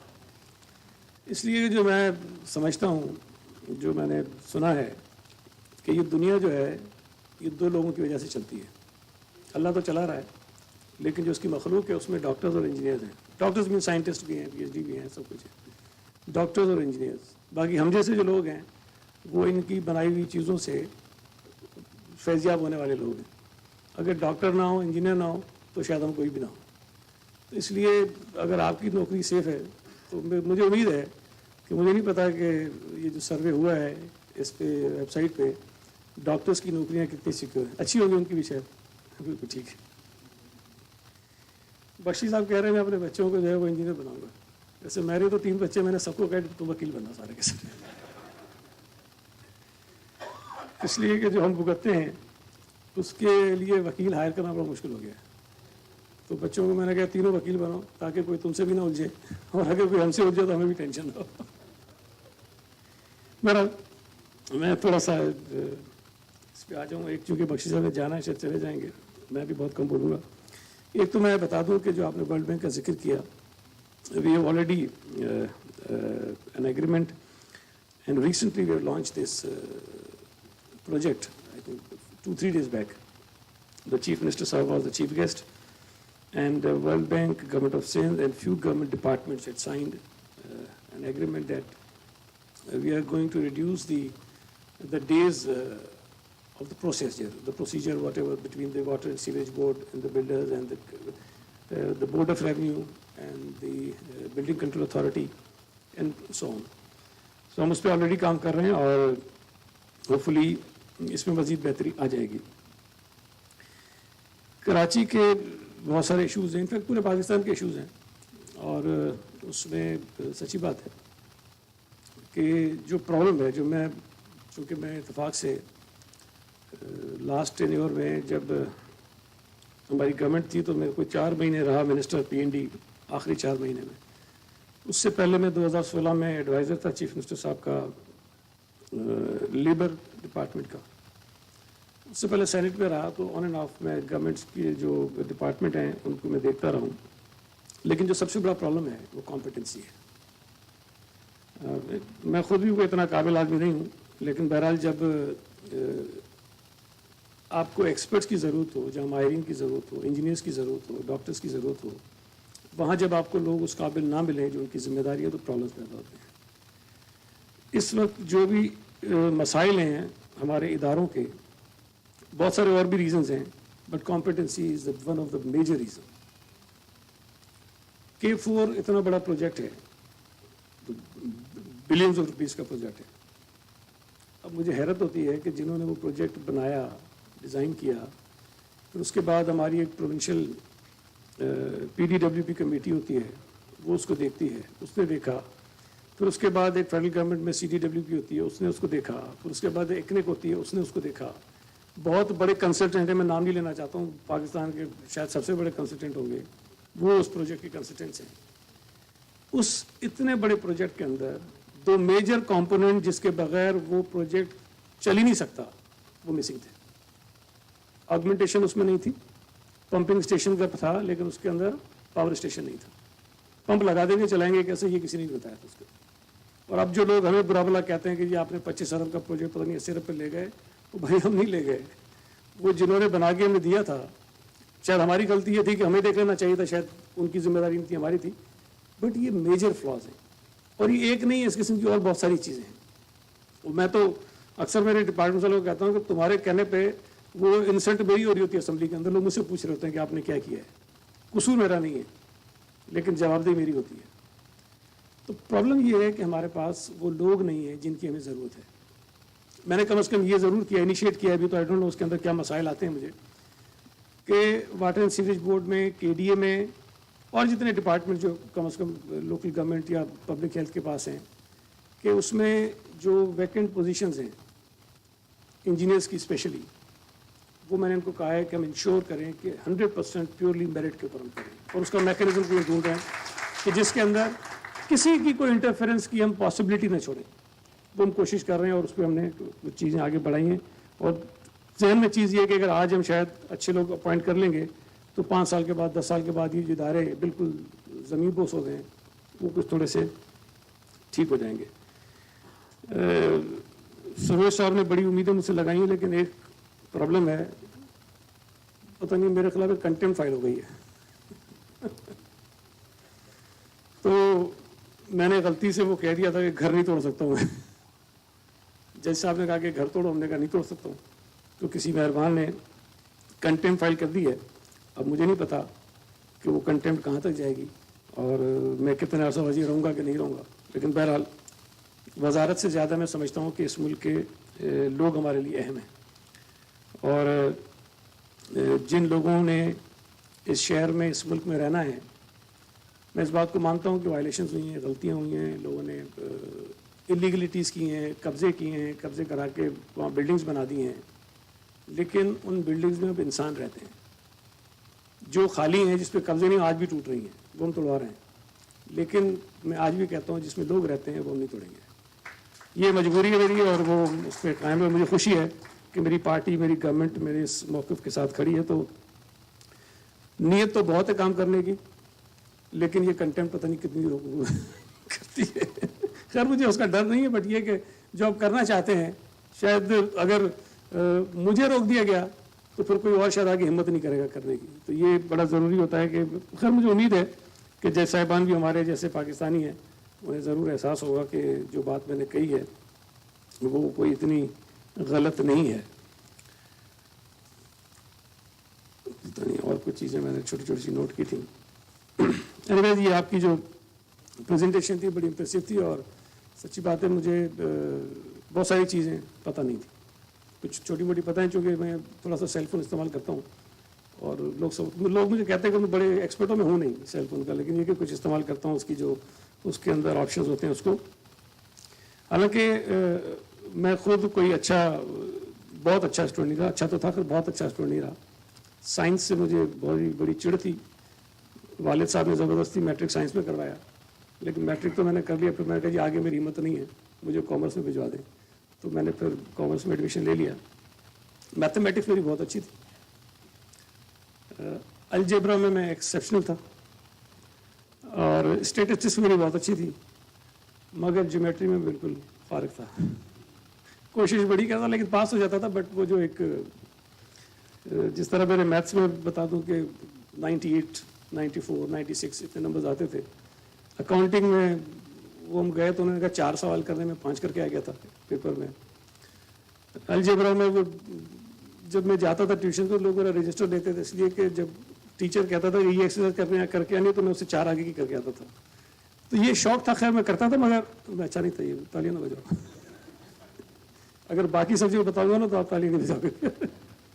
तो मैं सिर्फ ये बता रहा हूँ कि इन तमाम चीज़ों के बावजूद भी जो आपने बताया ना, इतना मुझे पता नहीं था। और मुझे खैर आपने काफ़ी लंबी प्रेजेंटेशन दी, लेकिन मैंने शौक से सुनी और मुझे समझने की कोशिश की, सीखने की कोशिश की। कोशिश तो कर रहे हैं, बस दुआ करें कि अल्लाह ताला हमारे इदारों में काम करने वाले लोगों को भी थोड़ी सी सिर्फ एहसास जिम्मेदारी दे दे। मुझे अक्सर मैं, आपने देखा होगा, सुबह सुबह पहुंच जाता था दफ्तर में 9 बजे, कहीं इधर छापा मार दिया, कहीं उधर छापा मार दिया। तो मुझे लोग कहते थे कि भाई ये क्या आपने शुरू किया हुआ। तो मेरा सिर्फ ये था कि मैं ये नहीं कहता हूँ डंडा लेके कि लोगों को काम करें, सिर्फ ये बताता हूँ कि आप सरकार की तनख्वाह लेते हो, ऑफिस का टाइम 9 बजे शुरू होता है, 5 बजे ख़त्म होता है। आप 9 बजे आओ, 5 बजे चले जाओ। ना 5 के बाद तुम्हें बिठाना चाहता हूँ, ना 9 से पहले तुम्हें बुलाना चाहता हूँ। और ये भी कहा कि जो काम मैं करूँगा वो तुमसे करूँगा। मैं 9 बजे आता हूँ और मेरी तवक्को है कि आप सब 9 बजे काम करें। तो ये कोशिश थी कि सिर्फ एहसास जिम्मेदारी पैदा हो कि हमें 9 बजे से 5 बजे तक सरकार का काम करना है, लोगों की जो खिदमत है वो करनी है, और ये हमारी जिम्मेदारी है। बदकिस्मती से ये एहसास जिम्मेदारी ख़त्म हो गया और मुझे अच्छे अच्छे जो सीनियर लोग हैं, जिनकी उम्रें 50-50 साल से ज़्यादा हैं, जिनकी तो सर्विसेज 25-25 साल की हो गई हैं, उन्हें ये समझाना पड़ता था बिठा के कि भाई 9 बजे आना शुरू कर दो। तो अभी तक थोड़ा बहुत तो फ़र्क पड़ा है, लेकिन बहुत ज़्यादा लोगों को फ़र्क उसका नहीं पड़ा, लेकिन बहरहाल कोशिश हम कर रहे हैं। एक और इशू है जो बहुत सीरियस है, वो हमारे साथ ये जो नैब है और जो जुडिशरी है, उसकी वजह से प्रॉब्लम है। कोई ऑफिसर काम करने को तैयार नहीं है। हमारी अभी वो अखबार में आते हैं कि जी आपने एडीपी की जो स्कीम्स थी, आपके एक्सपेंडिचर्स बहुत कम हैं। इसलिए कम हैं कि हमारी फाइल्स मूव नहीं हो रही हैं। मैं अफसरों को बिठा के कहता हूँ कि जिस तरह तुम्हें समझ में आता है, ट्रांसपेरेंट होना चाहिए, उस तरह करो। हमारी कोई ज़ीरो इंटरफेरेंस है, आप चीज़ें तो आगे बढ़ाओ, उसके बाद भी वो करने को तैयार नहीं है। और ये सिंध में तो खैर हम पिछले पता नहीं 5-6 साल से चीख रहे हैं, अब बाकी सूबों में भी ये प्रॉब्लम है और फेडरल गवर्नमेंट में भी इशू है। ये बहुत बड़ा इशू है। देखें, अगर आपको भी ये पता हो कि मैं कोई काम करूँगा और किसी एक झूठी दरख्वास्त जिस पे किसी का नाम भी ना हो, तो ये कह दिया जाए कि सरोज साहब ने जी ये काम गलत कर दिया है, बजाय इसके कि उसकी पहले तहकीक करें, पहले आप सरोज साहब को बुलाएं, 6 घंटे उनको बिठाएं। शरीफ आदमी परेशान हो जाते हैं, टेंशन में होते हैं, फिर एक बंदा बुला के आपसे बदतमीजी से सवाल जवाब करे, तो आइंदा तो कहेगा जी मैंने तौबा की, मैं काम ही क्यों करूँ। दिस इज द ईजीएस्ट वे कि आप काम ही ना करें। काम नहीं करेंगे कोई आपसे पूछेगा नहीं। ये हो रहा है, ये हमारे साथ हो रहा है सबके साथ। तो ये थोड़ा सा नैब को भी और जुडिशरी को भी देखना चाहिए कि अगर आपने इस मुल्क का निज़ाम चलाना है तो आपने लोगों को ये कॉन्फिडेंस देना है कि आप काम करें। गलत करें, साबित हो जाए गलत करें, फिर उसके खिलाफ कार्रवाई करें। आप, मैं एक कंटेंट तो भुगता रहा हूँ, लेकिन दूसरी बात करता हूँ, शायद इस पर भी लग जाए। देखें, एक फैसला करता है सेशन जज कि जी इस आदमी को 10 साल की सज़ा हो गई है, या किसी को फांसी दे देता है, फैसला दे देता है। हाई कोर्ट में जाता है, हाई कोर्ट भी कहता है सज़ा ठीक है। सुप्रीम कोर्ट में जब जाता है वो कहता नहीं फांसी की सज़ा गलत है, और या उसने जो 10 साल 15 साल की सज़ा दी वो भी गलत है। अब मुझे बताइए कि जो जजेस जिन्होंने गलत फैसला किया, ये भी तो मिसयूज ऑफ अथॉरिटी है ना। तो मुझे नहीं पता इंटेंशनली किया या अनइंटेंशनली किया, फैसला तो गलत किया जिसको सुप्रीम कोर्ट ने अनडू कर दिया। क्या उन जजेस को कोई सज़ा मिलती है? क्या उन जजेस से कोई सवाल करता है कि भाई तुमने ये फांसी की सज़ा क्यों दी थी? कोई नहीं पूछता ना। उसको कहते हैं एरर ऑफ जजमेंट। हम भी इंसान हैं, हमसे भी एरर ऑफ जजमेंट हो सकती है, लेकिन हमारी जो एरर ऑफ जजमेंट है वो मिसयूज ऑफ अथॉरिटी कहा जाता है। चीफ मिनिस्टर को कानून में इजाजत है कि आप ये चीजें कर सकते हैं, वो उस कानून और आइन के मुताबिक वो चीजें करता है। उस पर बुला के पूछते हैं कि भाई ये आपने मिसयूज ऑफ अथॉरिटी है, लफ्ज आ जाता है मिसयूज ऑफ अथॉरिटी। अब इसको आप कहीं नहीं रोक सकते। कॉन्स्टिट्यूशन में एक चीज़ लिखी हुई है कि जी prime minister, chief minister, president, governor, ministers से आप नहीं पूछ सकते जब मैं अपनी ऑफिशियल ड्यूटीज़ में कोई काम कर रहा हूँ, कोई फैसले कर, नहीं पूछ सकते हैं। उसका रीज़न था, रीज़न ये है कि मैं बेखौफ होकर काम करूँ ताकि मैं कुछ कर सकूँ। मेरे ऊपर खौफ होगा, मैं फैसले नहीं करूँगा। ये बुनियादी चीज़ें हैं जो समझनी चाहिए। या खराबी ये हो गई है कि आप इंजीनियर्स हैं ना, मैं आपकी एक्सपर्टीज तक नहीं पहुंच सकता हूं, मुझे मानना चाहिए। लेकिन अगर आप ये कहें कि नहीं, पॉलिटिक्स भी आप मुझसे ज़्यादा जानते हैं, आप जो है वो अकाउंटेंट भी सबसे अच्छे हैं, आप इकोनॉमिस्ट भी सबसे अच्छे हैं, आप डॉक्टर भी सबसे अच्छे हैं, तो मेरे भाई मतलब आपको मैं कहना नहीं चाहता हूँ, कोई पागल ही कहेगा ना, यार पागल आदमी हर चीज़ का माहिर है। भाई एक चीज़ है, अगर कोई शख्स किसी ओहदे पे बैठा है, किसी बड़े मनसब पे बैठा है, तो अपने काम का माहिर हो सकता है। वो पॉलिटिक्स में मुझसे मुकाबला नहीं कर सकता। मैंने सारी ज़िंदगी ये काम किया है, उन्होंने सारी ज़िंदगी वो काम किया है, मैं उनसे उसमें मैच नहीं कर सकता उनको। तो ये अंडरस्टैंडिंग होनी चाहिए कि आप जिस मनसब पे बैठे हैं आप उसी काम के माहिर हैं, बाकी कामों के आप माहिर नहीं हैं। प्रॉब्लम ये हो गई है कि जो शख्स जितने बड़े मनसब पे जाता है वो कहता है मैं ही हूँ बस, बाकी तो सारे जो है ना उल्लू हैं। और मैं इकोनॉमी भी मुझसे ज़्यादा कोई नहीं जानता, आइन भी मुझसे ज़्यादा कोई नहीं जानता, डॉक्टरी भी मुझसे ज़्यादा कोई नहीं जानता, इंजीनियरिंग भी मुझसे ज़्यादा कोई नहीं जानता।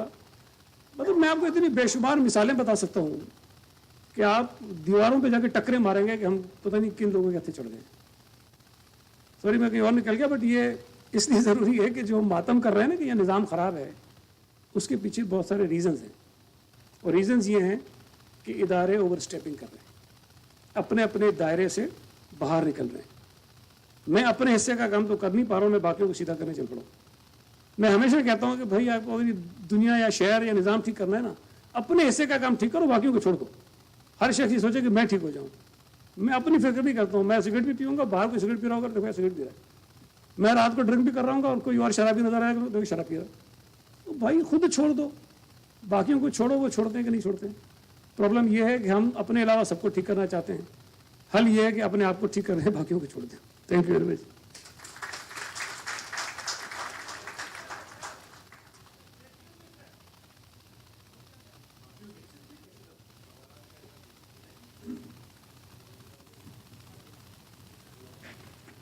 Thank you, sir, for your thought-provoking inaugural address.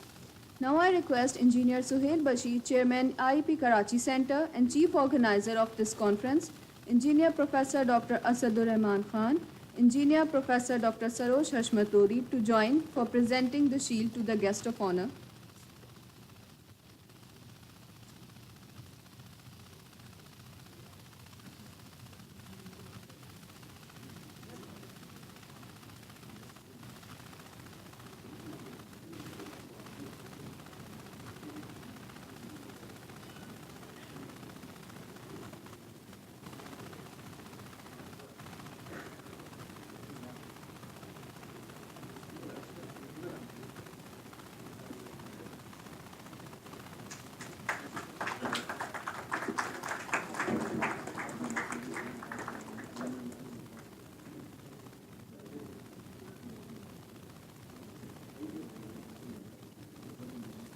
Please present the shield to the chief guest.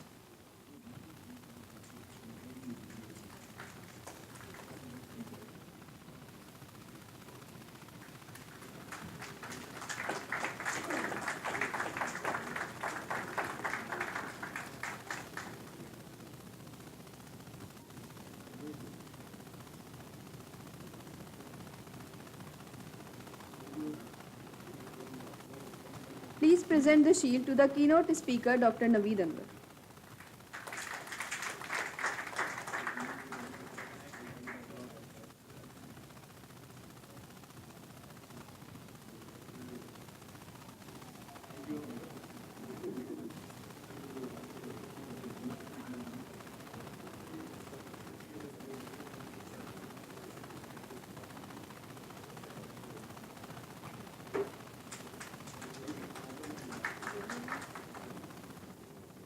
I now request Engineer Professor Dr. Abdul Jabbar Sangi, co-convener 10th ICEC 2019, to pay vote of thanks to all of you, ladies and gentlemen, Engineer Professor Dr. Abdul Jabbar Sanghi.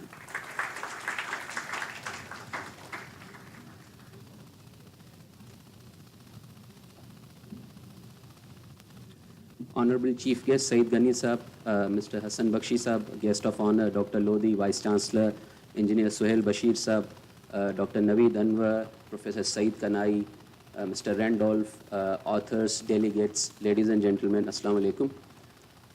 I'm extremely honored and humbled to express my gratitude and propose a vote of thanks for the 10th International Civil Engineering Conference. A hearty vote of thanks to our chief guest, Saeed Ghani Sahab, who has taken time out from his busy schedule. On behalf of the organizing committee, NED University of Engineering and Technology and Institution of Engineers, Pakistan, I am grateful to the authors who have contributed to this conference, all the participants and the delegates who have traveled from Peshawar, Quetta, Khuzdar, Lahore, Algeria, Thailand. So we are grateful, sir. I'm also thankful to the organizing committee members, the IEP staff, NED staff, our core team. Particularly, I would like to mention a few names which are very, very important. Mr. Shamsoon Farid, Dr. Tehmina, and Mr. Shoaib Ahmed from NED University. They have all contributed immensely for the successful event. I'm grateful to all of you. Thank you very much.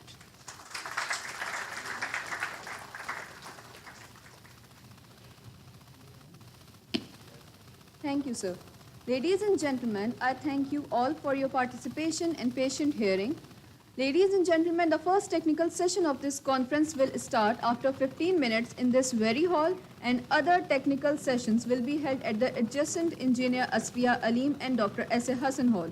All registered participants and authors are requested to assemble here in time, enabling us to conclude the first technical session on time.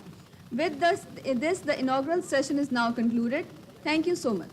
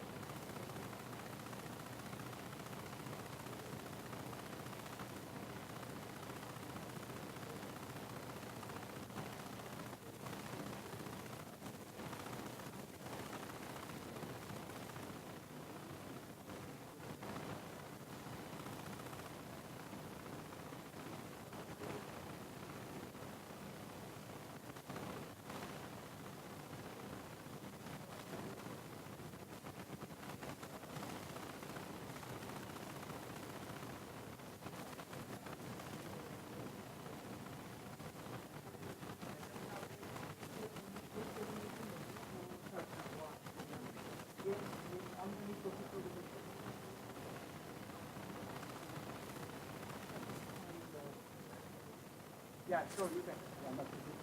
Yeah. तो presentation है कि निकालना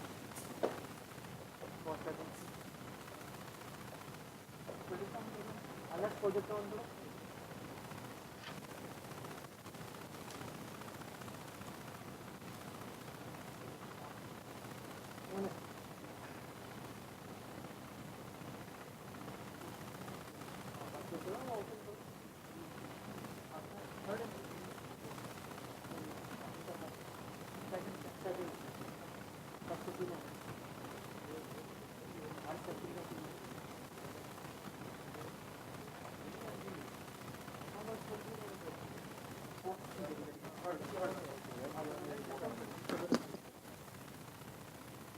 presentation on just a second. Presentation was slides for slides to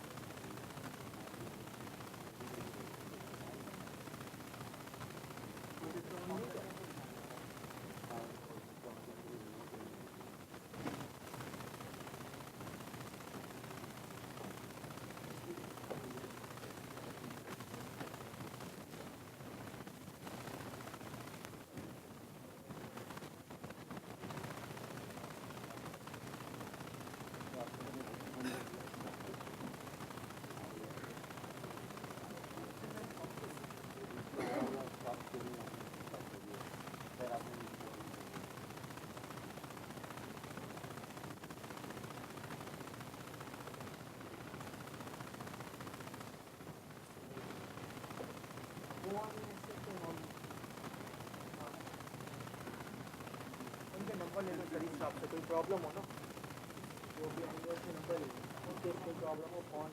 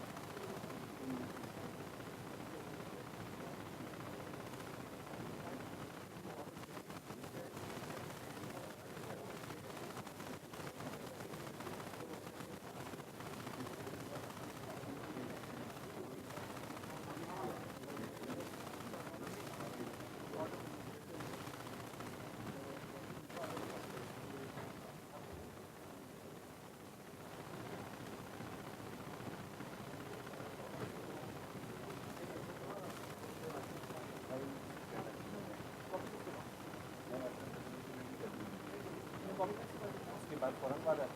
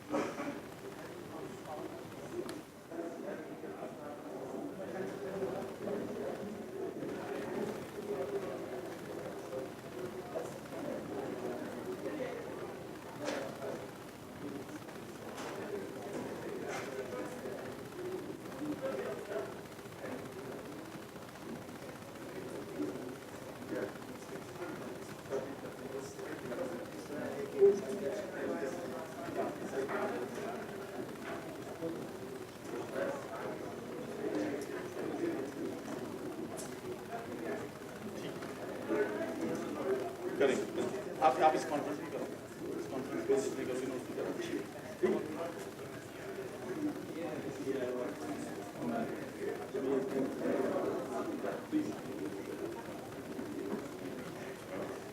Yeah, they will record some one of your interviews later.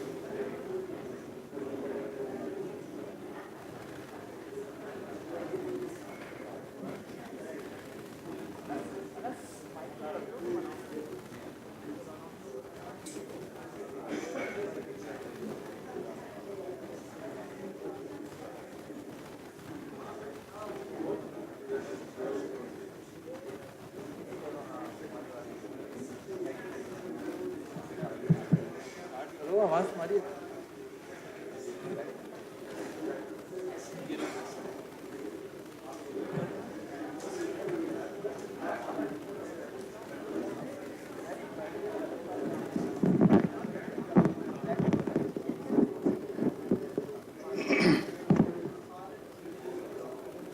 ये गाड़ी का number सुन लीजिए, गलत park कर दिए। AYC 764 AYC 764।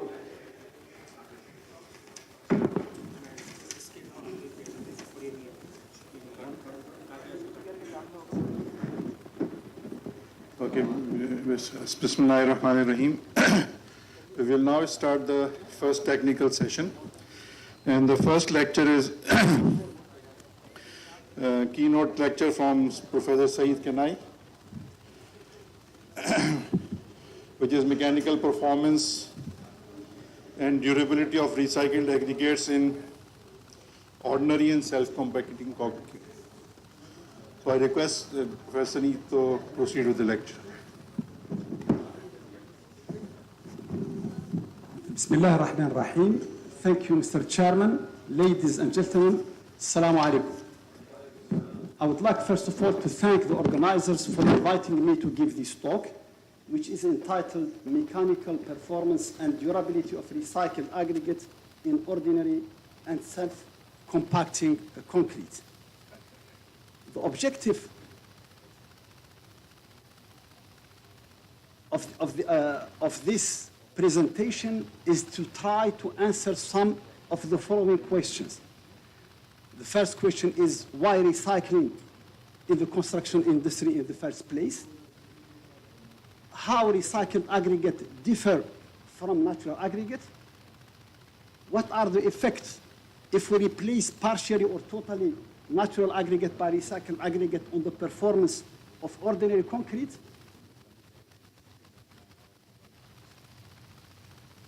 What about contamination in recycled aggregate? Are they harmful?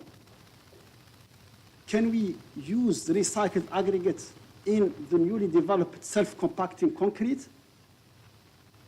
And what are the provision of international standards? So I will try in these 25 minutes to answer some of these questions. So the first question, why recycling in the construction industry, is based on one of our papers which was published in 2013. As everybody knows, construction industry consumes a lot of materials, a lot of mineral resources, and also it uses a lot of energy. If we take only, for instance, the CO2 emission, it is more than 40%. If we take an example of the built environment of the UK, we find that the share of the built environment in resource use is 40% of the energy, 30% of the raw materials, and 20% of water use. The same thing when we take the share of the built environment in the pollution emission, the CO2 emission amounts to 40%, and solid waste generation is 30%. Now, if we take only the concrete industry, the concrete industry produces about 25 billion tons annually and uses more than 3.5 billion of Portland cement. And concrete, to do this quantity of concrete, we need 5 billion tons of natural aggregate a year, which amounts to a volume of 40 kilometers by 10 meters in depth. And the cement production in the world is responsible between 5 to 7% of the CO2 emission, which is a greenhouse gas. Hence, we need to look to the concrete industry and the construction industry as it has a large environmental impact. That means a negative impact. Now, at the same time, we have a lot of buildings after earthquakes or after natural disasters or after they reach their service life, we need to demolish them. So the average annual production worldwide of construction and demolition waste is about 500 kilogram by habitant a year. If we take the numbers for the European Union, they produce about 2 billion tons, of which a third is construction and demolition waste. In China, they have similar numbers. We have 2.2 billion of construction and demolition waste. Most of it will come from demolition, but some of it will come from construction and also from renovation. The large proportion of these materials is concrete. And then some of it is asphalt concrete and other materials. These are some pictures I took them from Algeria. You can see here the waste brick from a factory, a brick factory. Here it's from renovation from private buildings. And here you can see some buildings, they reach their design life after corrosion and they need to be demolished. Sometimes it's to do with earthquake because we are in a seismic zone, the North Africa. Sometimes, unfortunately, it's not only earthquake, it's war, like what's happening now in Iraq and in Yemen. And we need to take this rubble and use it as a resource material. Taking into account that the global market, it's not only aggregate, are not only used for concrete, they are also used elsewhere. We need, the numbers are 40 billion tons in 2015, which is to increase in 2022 to 66 billion of tons. So we need to reduce the consumption of natural aggregate. We lack aggregate around big cities. We lack also landfills around big cities. So we need to look to this material and to valorize it by using it. We have also to see when you use natural aggregate, there is an impact on the environment. Here you can see people are more or less illegally using the beach sand, and here the effect on environment, on the landscape is also not good. What are people sometimes doing? These are after earthquakes, and sometimes they are just throwing it around. These are pictures, very recent picture in one of the Algerian towns. This is not good for the environment, not good for the use of resources. Hence, action need to be taken to reduce gas emission, increase recycling, and the reuse of materials. If we take an example of Europe, the European Union Parliament set a target of 70% of recycling of construction and demolition waste by 2020. That means next year. They should, and some countries, they have already reached that target, and they are about 80% right now. So why people are not using recycled aggregate? Are they different than natural aggregate? Yes, they are different. If we take, for instance, the shape, they are similar, but they have higher angularity, higher roughness, and also higher porosity. But if we take the grading curve, more or less they are similar. It depends on the crushing type and the crushing time, and also on the class of the original concrete. But they are more or less comparable. However, sometimes, because the type of crusher, we could get some extra fines, and also sometimes some residual dust on the aggregate surface. Also, the abrasion resistance, as measured by Los Angeles, is reduced, but usually most of the research work, it's still acceptable within the limit set by British standard or American standards. The main problem arises from this picture. This is the original aggregate. Because it was in concrete, so it has an interfacial transition zone. This is the old interfacial transition zone. When we put it again in concrete, there will be in a second one. And usually the ITZ makes the concrete microstructure more fragile because of its high porosity and also sometimes cracks. That means it will be the weakest link. This will reduce the compressive strength, the elastic modulus will increase the shrinkage. But as long as we know the reduction, we can predict this, then we can design for it. We can add cement, we can reduce water-cement ratio, we can add superplasticizer.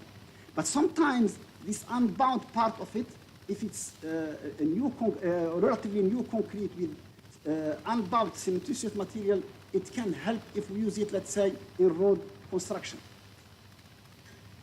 So recycled aggregate, yes, they have lower density than ordinary concrete, maybe 5 to 10%. And this old mortar will increase the water absorption of recycled aggregate. It's usually higher by 2 to 7%. And if it is fine aggregate, the increase will be much higher. Maybe we need either to sprinkle recycled aggregate by water, but some of the construction side, they will refuse to do this. then maybe we have just to add extra water to take into account in the mix design this extra water which will be absorbed by recycled aggregate. These are some of the numbers of what some of the recycled aggregate that we use in the laboratory, and you can see the higher porosity, the lower density, and the higher water absorption, and also the Los Angeles. But be careful. One case is different than the other. One country is different than the other. I took here most of the researcher, and we can see here the water absorption, for instance, and it can vary from 1.7 up to around 10 or 15%. It depends on the quality of the initial concrete. So we have to look at this case by case. But what about this? The other problem is contamination. It's difficult to separate the materials on site unless we have design for this, and usually this could be either plaster or chloride. If we have applied de-icing salt, for instance, on bridges, it can be also chloride if we are in near the sea. But usually this contamination is below the threshold values of both fine and coarse aggregate. But we need to make sure that we are below the level. So we need to do extra measurement and to check that the level of this contamination is low and is below what's acceptable.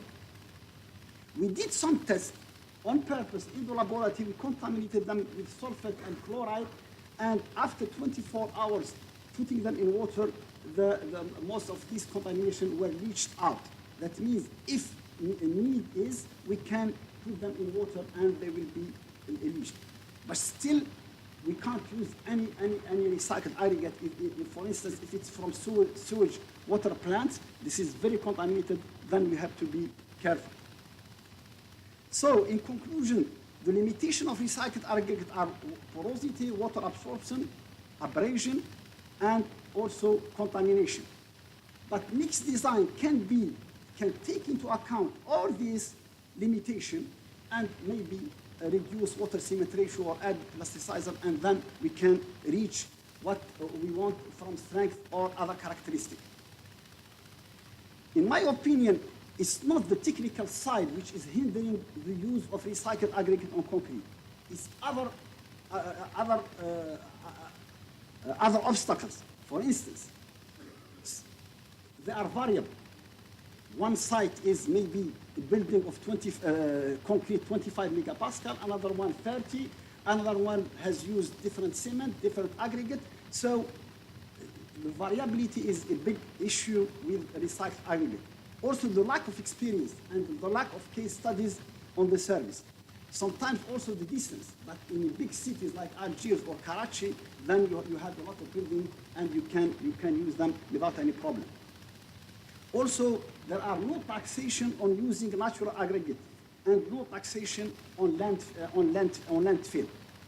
The lack of deconstruction approach during demolition, the lack of case studies, also the inexistence of engineering guidelines and standard. Now, having said that, then we try to prove it. We did some tests on ordinary concrete using bricks and concrete, but because of the time limit, I'm presenting only the part of recycled aggregate from concrete. And we tried to test them.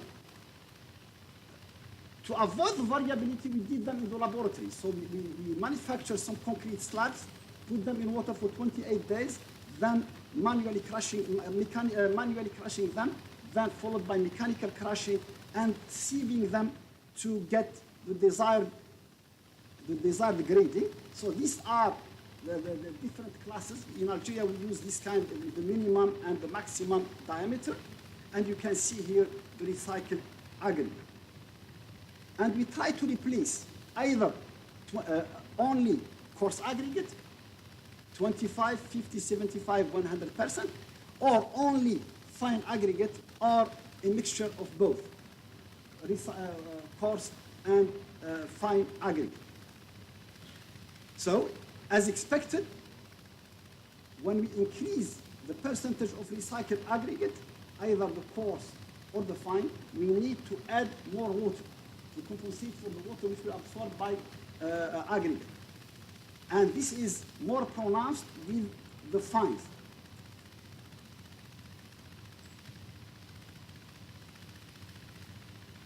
The strength, also we measure the strength at different ages, 3, 7, 28, and 90 days, and we can see that it is reduced. This is for coarse aggregate. For fine aggregate, it will be much more. But we can predict this.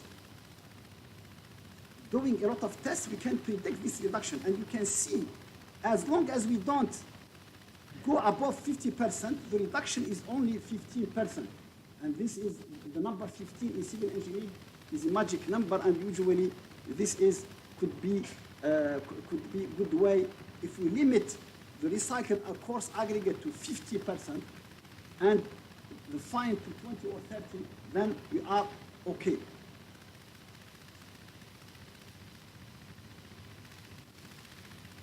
The elastic modulus also reduced, and this will have an effect on serviceability and also on the deflection. And you can see here, for when only coarse aggregate, the reduction is quite small, but when we use fine aggregate, the reduction is much higher. That's why most standards, they will limit to 10 or 20%, or sometimes even 0% the fine aggregate.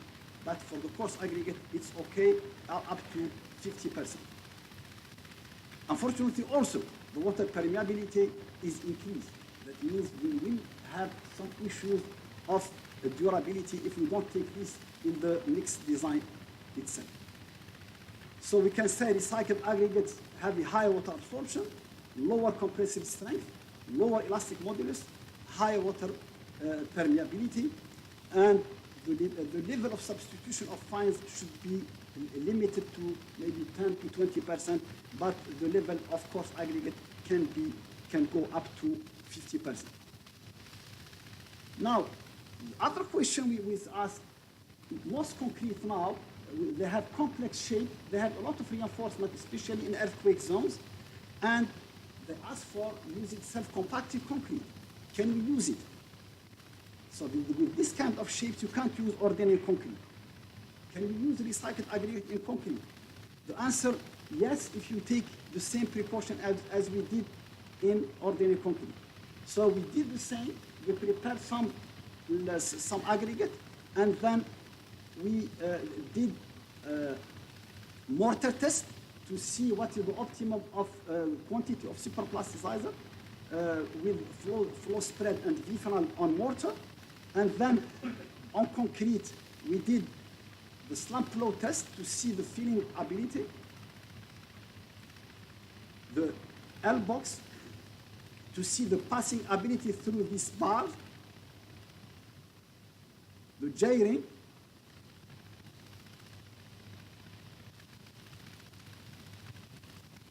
also the V-funnel test. And here are some of the results. We can see here, this is natural aggregate, and this is 100% recycled, and this is 50% recycled. And you can see that the slump flow is more or less comparable. What we looked for is sometimes we didn't use any mineral admixture. The second one, we used slag as an addition.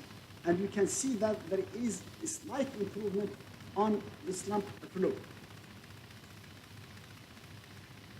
The V-final time is similar results. When we can see that it's more or less remain comparable, but the flow time increases and hence the viscosity increases with the addition of recycled aggregate and slag. The L-box, we found no blockage, and the recycled aggregate increases. We look to H2 by H1 should be more than 80%. And we can see recycled aggregate has improved this. This is maybe to do with the higher percentage of fine and also that we can found in recycled aggregate. The slag also increases H2, increases the LPOX coefficient. The ability of filling and passing are comparable also with the J-ring. The high amount of fines and their spherical shape could explain maybe this behavior. So in conclusion to this question, we can substitute 50% or even 100% of natural aggregate by recycled aggregate in self-compacting concrete with comparable rheological properties to that of reference concrete. There were some issues with bleeding with recycled aggregate, but very slight. We could use cement replacement materials or mineral additions such as slag to improve the workability of both either natural aggregate or recycled aggregate. The plastic viscosity increased with the use of recycled aggregate. The passing ability was better for recycled aggregate. Now, when designing concrete, it's not only mechanical property, it's not only at fresh state. We need to look at long term. So we tried also to look at this, but using also natural pozzolan.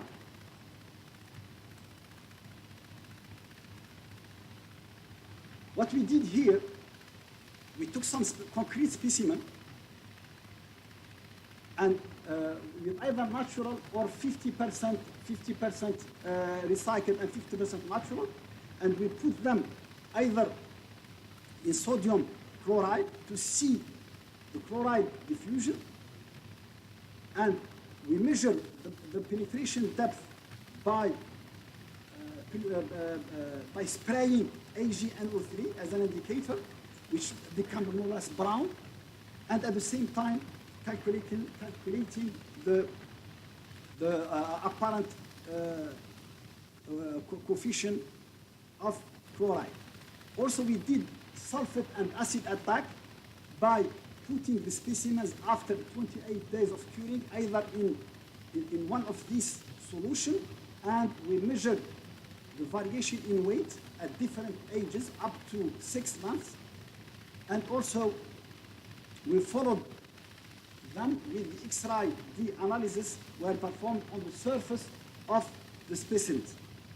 And you can see here that this part is natural aggregate, and this part is recycled aggregate. And you can see recycled aggregate under chloride, they are behaving better than natural aggregate, especially when we add the pozzolan.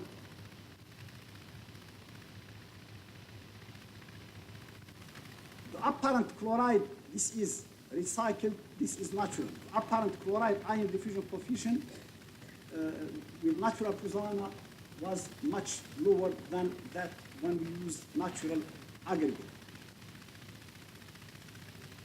If we take visually, you can see here, without using natural pozzolan, the surface is damaged, whereas here, when you use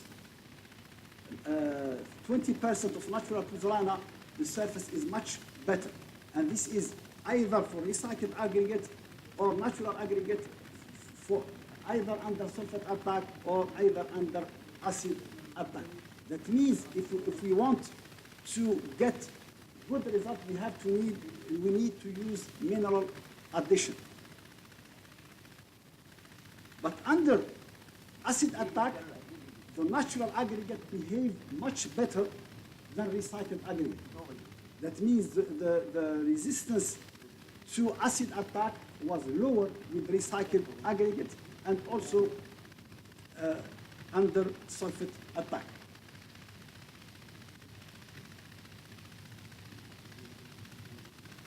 This is sulfate attack, and here but again, when we add natural pozzolan, we are more or less compensating partially the reduction in resistance. So as a conclusion to this question, the apparent chloride diffusion coefficient is lower for recycled aggregate. The resistance to sulfur and acid attacks for mixed with recycled aggregate was lower than that of mixed with natural aggregate because we observed higher mass losses.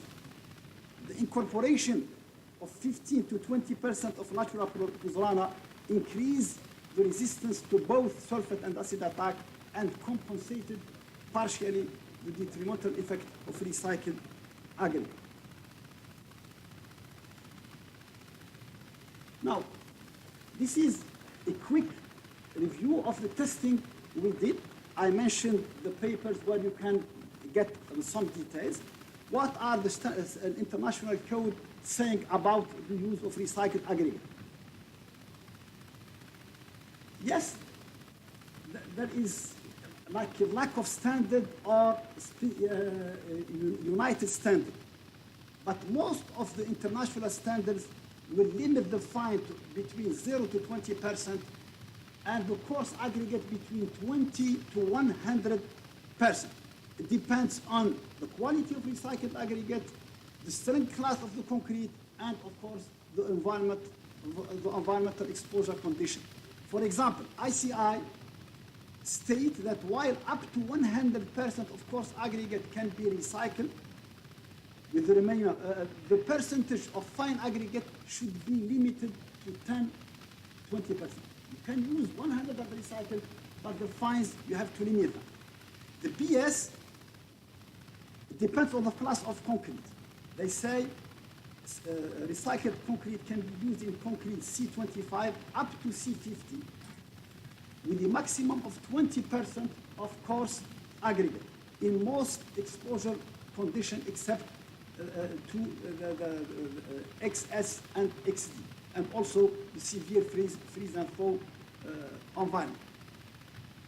In the Arab world, the only standard I am aware of is the Qatari one, which specifies for concrete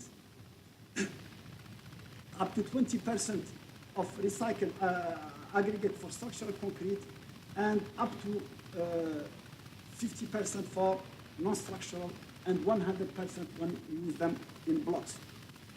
There are others. Hong Kong, 20% for C35 and 100% for C20. That means most of standards they are accepting the use of recycled aggregate. Denmark, they have different numbers, 10% for fine, 20% for coarse aggregate, but they can up to class C30. C25, C30 is the concrete the most used in construction site. In Holland, up to 50% for concrete, C15 to C50. In Norway, there are different numbers. In Italy, also different numbers, but you can see they can allow the use of up to 30% for concrete C30 to 37, and up to 60% if lower concrete C20 to C25. So in conclusion, construction industry is large energy consumer and is a key sector in reducing environmental impact. So the use of recycled aggregate is one of these alternatives. Yes, recycled aggregate differ than or from natural aggregate by their low density, greater capacity of water absorption, and the presence of cement gang of the old mortar. Recycled aggregate reduces workability of concrete, reduces compressive strength, tensile strength, as well as modulus of elasticity, increases shrinkage. I didn't present the result of shrinkage, but it increases shrinkage, water permeability also, and water absorption. But these drawbacks could be predicted. They could be compensated by the use of supplementary cementitious materials or the increase of cement, or by limiting the level of fine, or by using super plasticizing. Recycled aggregate can even be used successfully in self-compacting concrete. Thank you, shukran. The organizer, this is for them, all of them, all the organizers, sunflowers. Thank you. Okay, thank you, Professor Saeed, for your talk. Now the floor is open for a few questions, if the audience have.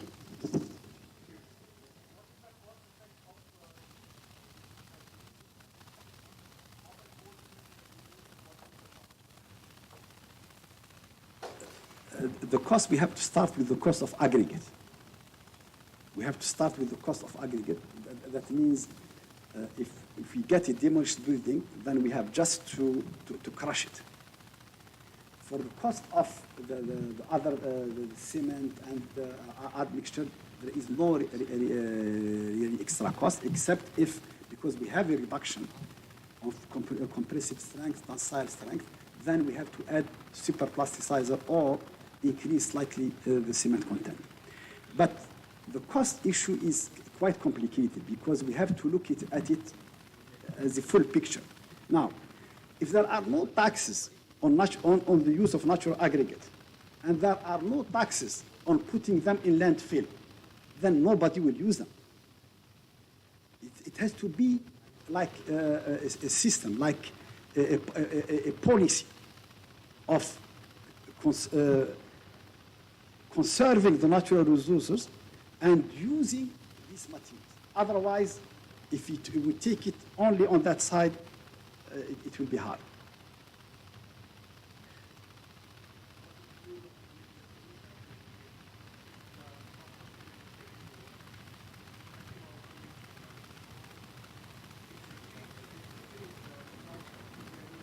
No, it is economical if, you know, why in Europe they set up this number of 70% of construction and demolition weight should be used. And most of this country, they reach, or they already reach before the deadline. Because there are taxes when you use new natural resources. When you use natural aggregate, you have extra taxes. If you put them in landfill, you have extra taxes.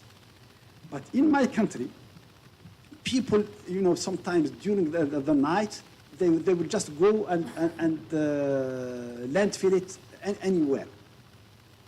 So in that case, and there are no taxes on natural resources.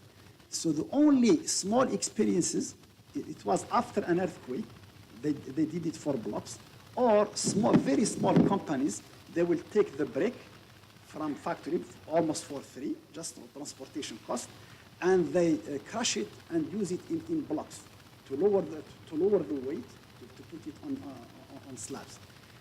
But in 2003, near Algiers, a very big earthquake, there was a problem of landfill. Even landfill, where there is no landfill to put it. We can put small crusher near this mobile crusher, and you can use it.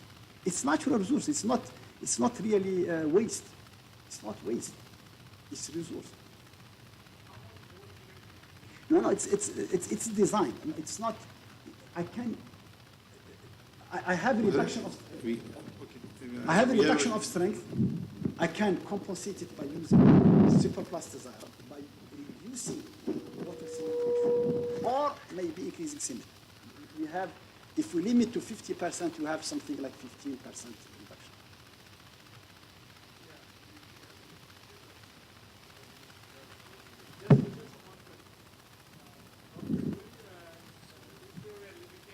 Using it in different types of cement, like can we use it in type 5 cement, in type 1 cement? Is there any study for that?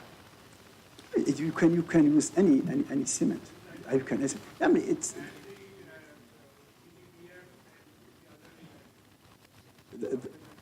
the idea of the full paper is to say, yes, they are different, but we can design for them. That's more or less the core idea of my presentation. Recycled aggregates are different, but we can design a concrete mix for them. They absorb water, then we have to add extra water. They have this problem of ITZ. They will reduce the strength and the elastic modulus. We have to design for this. That means we lower the water cement ratio or add superplastic. We can use them with any type of cement. And even some people have tried to use them in pre-stressed concrete and in structural concrete, and they found out that the models, the models developed for ordinary concrete, they can be used. Still on the laboratory scale. We can discuss. I can see one on, he's not, he doesn't agree with me, but we can discuss later at lunchtime.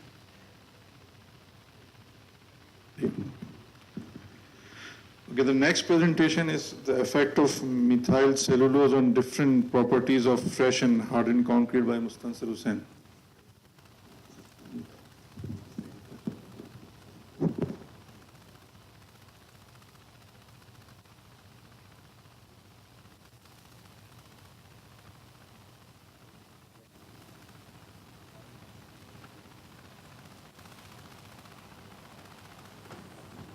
Bismillahirrahmanirrahim.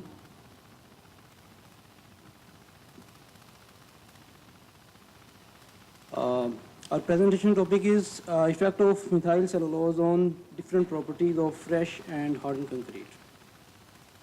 My name is Engineer Mustansir Hussain and I am from UET Lahore. Please next slide.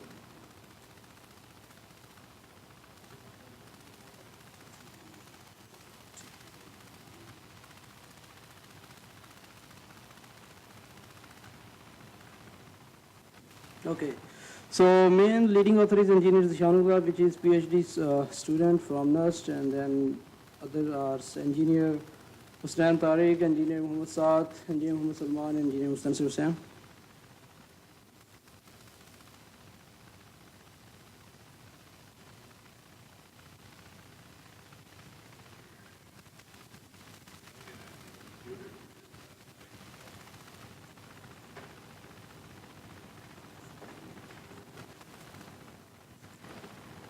Okay, so abstract is, concrete is widely used construction material all over the world for the construction of various structures. Then, in this research, methyl cellulose used as admixtures to improve the properties of concrete. A standard concrete mix was used to pour the beams, cylinders, and cubes with 0.60 constant water to cement ratio, and methyl cellulose was added in it at different percentage by weight, 0 to 1%. The properties of concrete were changed in fresh as well as in hardened concrete, but the slump value of concrete was decreased, and with the addition of methyl cellulose, compressive strength of concrete was also reduced.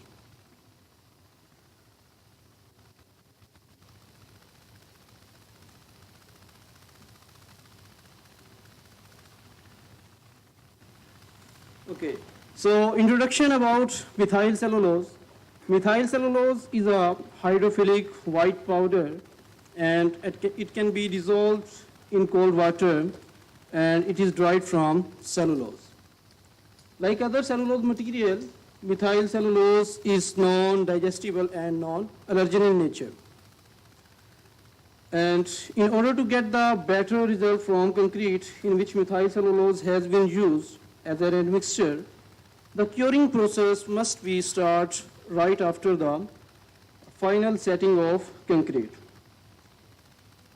In the areas where weather condition is dry and hot, which causes rapid evaporation and leads to freeze and thaw problem, the use of methyl cellulose will be helpful in controlling the cracks produced under these conditions.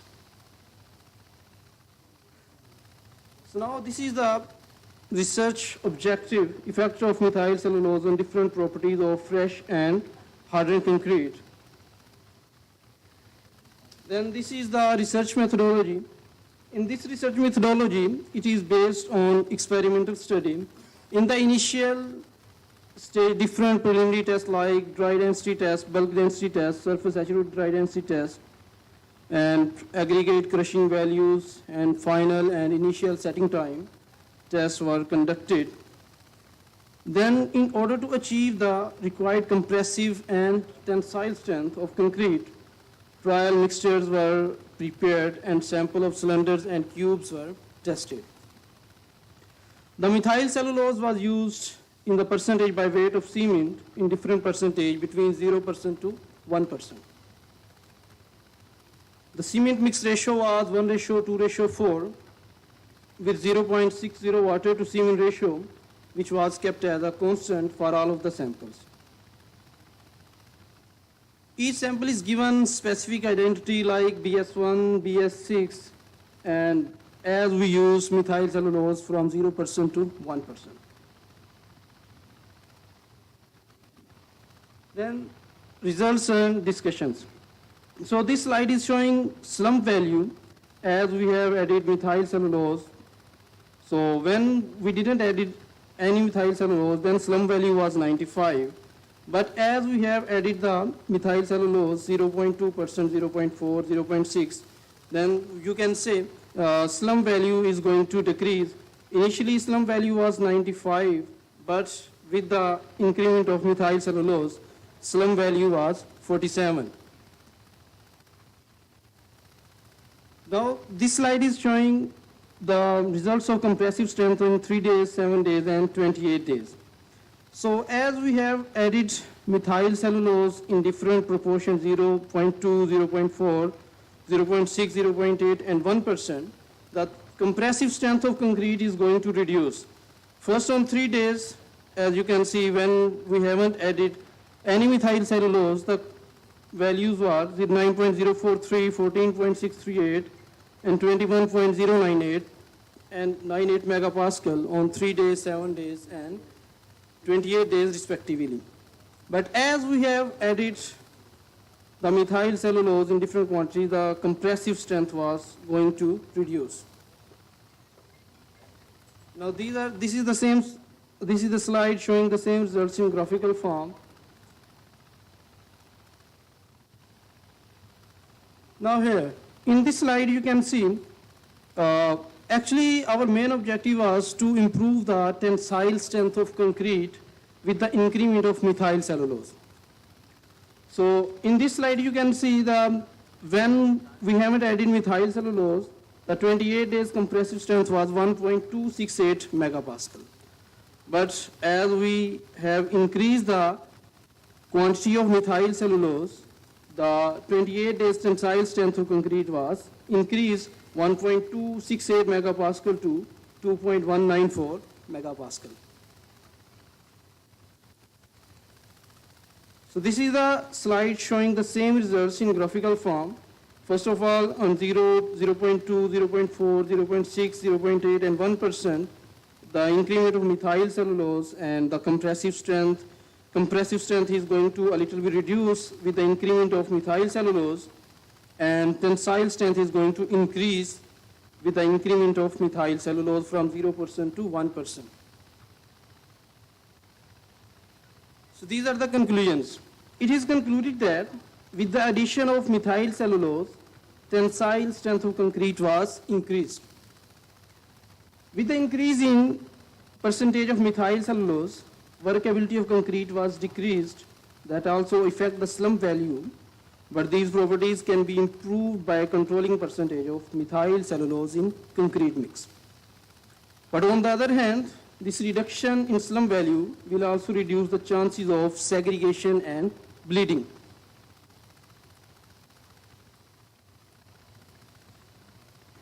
Compressive strength of concrete was reduced and flexural strength was also reduced a little bit by using methyl cellulose. Consistency measured in percentages was increased with the increasing percentage of methyl cellulose in cement paste. Both initial and final setting time were decreased with increasing percentage of methyl cellulose in cement paste. It indicates that methyl cellulose can be used as accelerator to some extent. Now these are the recommendations. It is recommended that by controlling percentage of methyl cellulose addition in concrete, slump value can be controlled and it may lead to the strength improvement of concrete. As concrete is weak in tension, therefore, use of methyl cellulose can solve this problem up to some extent. The rate of gain of strength of concrete with methyl cellulose as an admixture has been improved, and hence curing process can be started at early stage that can also play a vital role in improving the strength.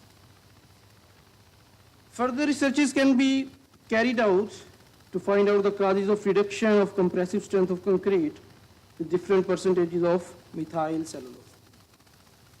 Other concrete properties such as permeability, weather resistance, and bond strength with steel can be investigated in further research.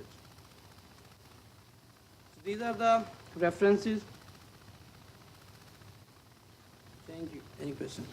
Thank you, Mr. Sir. We can take one or two questions from the audience if they have. Yes.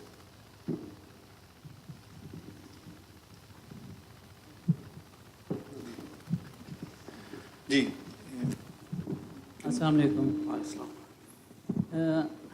I'm also Engineer Muhammad Jamil from UIT Lahore, but working in Karachi since 3 to 4 years.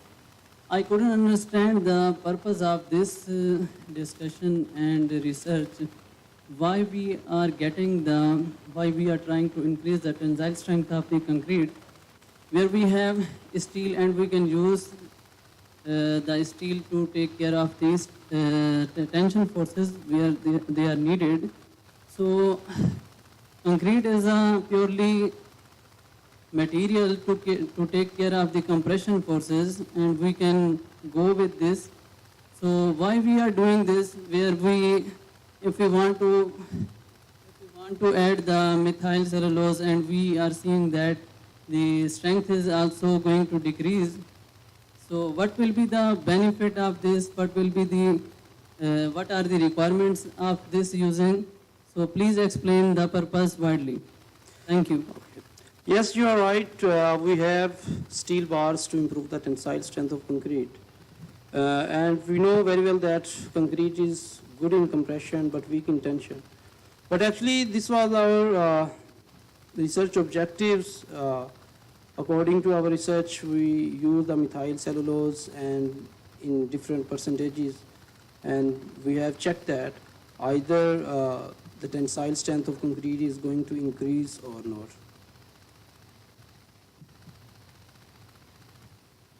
We can take one more question before we can. Yes, according to your presentation, you were getting lower flexural tensile strength values and higher splitting tensile strength values. Can you explain why we are getting one tensile strength is higher and one tensile strength is lower? Okay. Please listen around.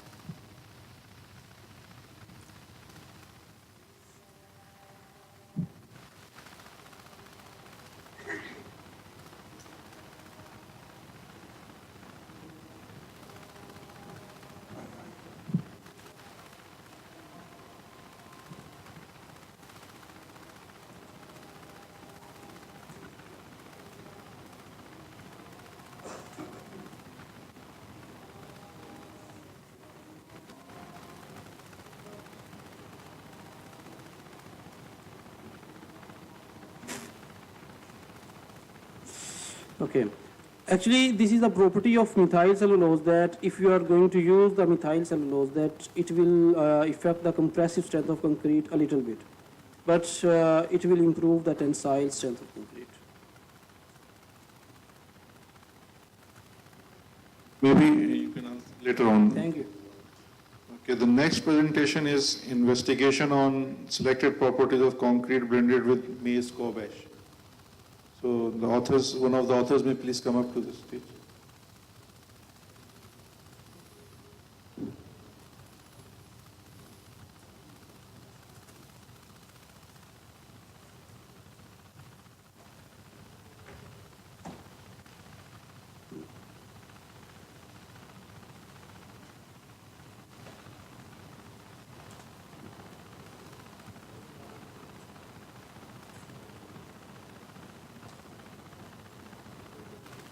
Bismillahirrahmanirrahim.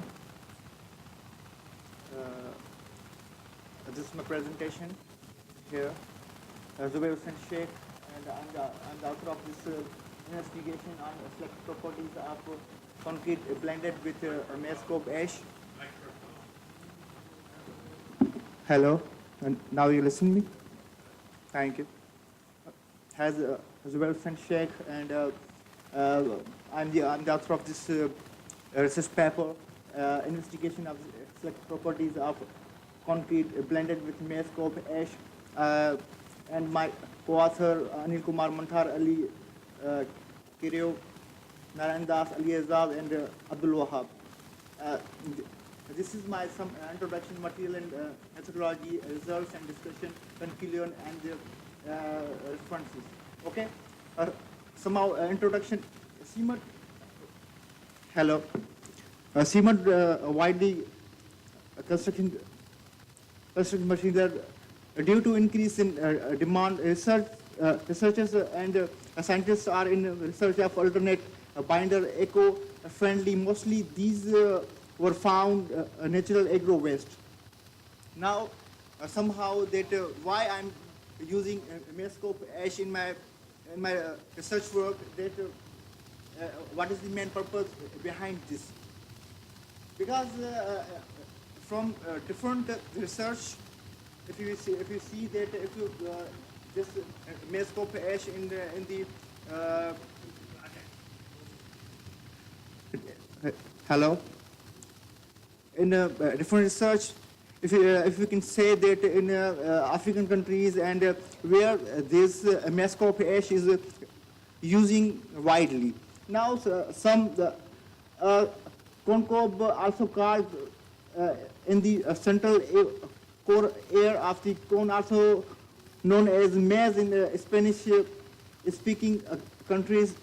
Spanish speaking countries, this is the third crop of the Pakistan. It can be called as a vegetable as well as fruit. It has been produced worldwide 580 to 590 million ton by the year.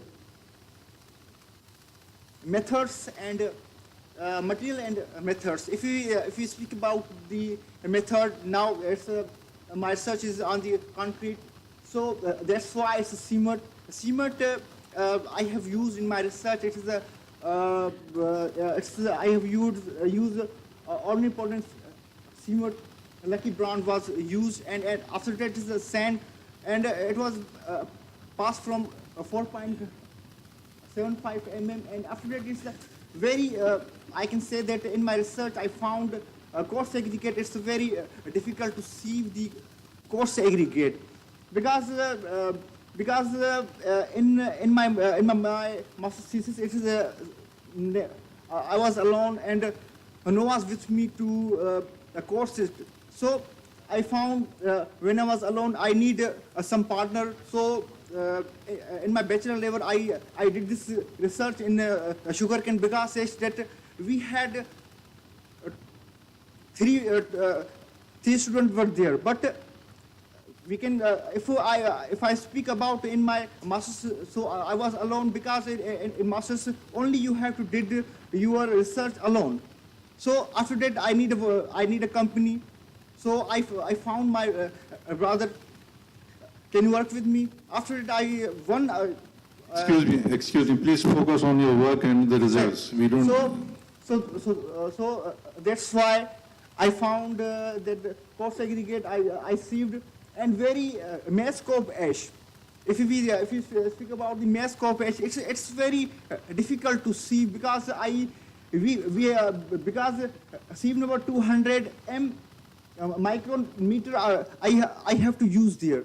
So I found 3 to 4 days to sieve my this material, and after that yes, and one question is that either the Mescope ash I should choose the control or uncontrolled.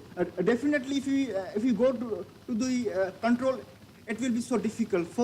So that's why I have chosen the control. This is the mixed proportion.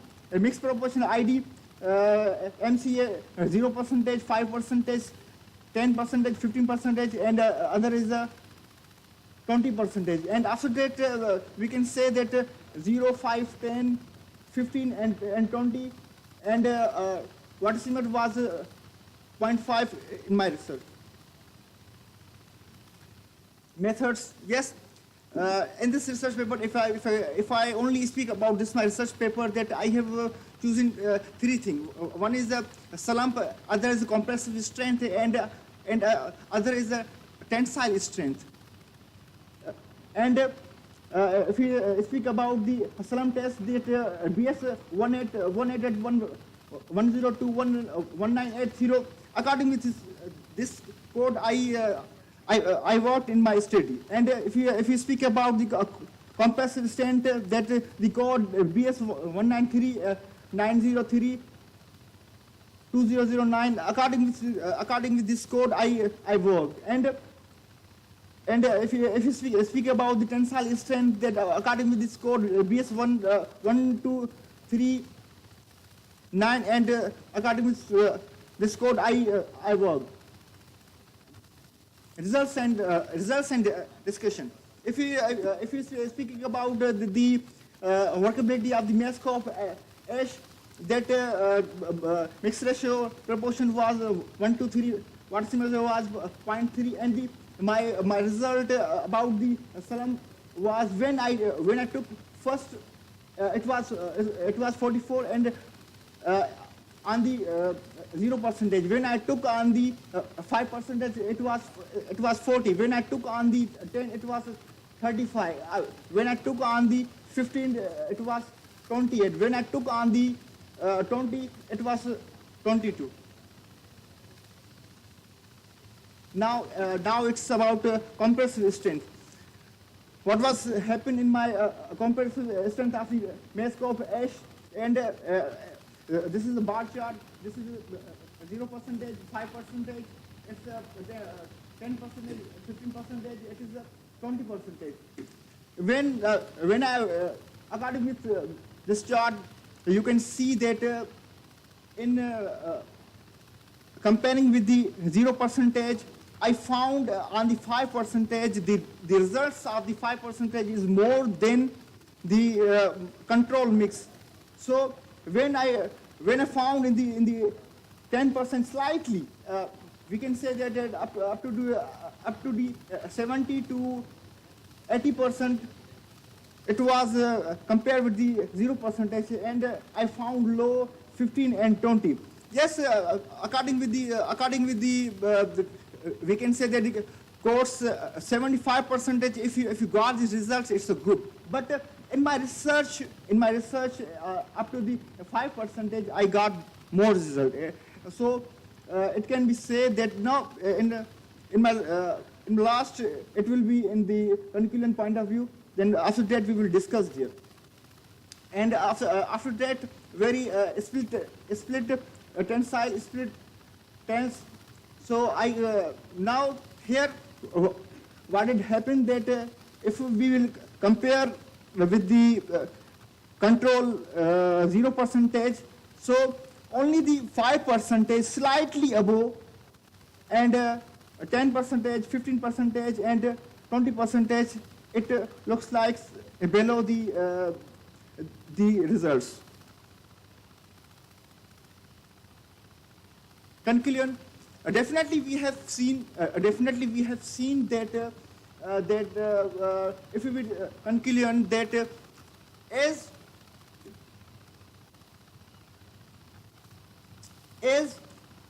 the percentage of 0, 5, 10, 15, the value of the salam is decreasing. In the first result, we got 44, so it is decreasing. Now in the 20, we got 22. The one more research paper, and according with my ideas, we can say that if we are going to replace the if you're going to replace 5%, 10%, 15%, what will happen? The area of a MESCOP ash is more as compared with the cement. That's why what did happen that we require more water. So if you will see that the water level is 0.5. So I have not changed the water, but I have changed the mass coverage. That's why the value of the slump, the area of the slump has more wide. That's why we can say that this value is decreased. And other conclusion, we can say that with the replacement of the up to the 5%, it is optimum. We can use this, and it will be so. So industry level or in the binding level, it will be so better for us to use a mass of ash up to the 5%. Yes, now we will speak about the tensile strength. That tensile strength, if we will compare with the compressive strength, 1/3. Also, we can say that concrete is strong in compression and weak in tensile. But in the tensile, if the research of the mass of ash, there is no any single paper I found that there is a research on tensile. So that's why we can say that in my research I found up to the 5% of the mass of ash, it increases the strength. So it will be so beneficiary in the compression zone and as well as in the tensile zone. It was my conclusion, and it's not in. Are you finished? This is my references. Okay. Okay, now we can have one or more two questions if you have any. Yes, any questions from the audience? Yes.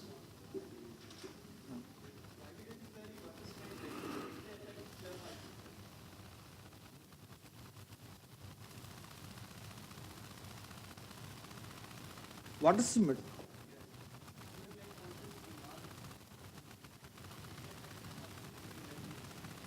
Yes. No, I gave this reason that I have not changed my mixed proportion was 1 to 4, but I have not changed here the water cement ratio. I have not changed, but I'm telling you the reason that if there's wide.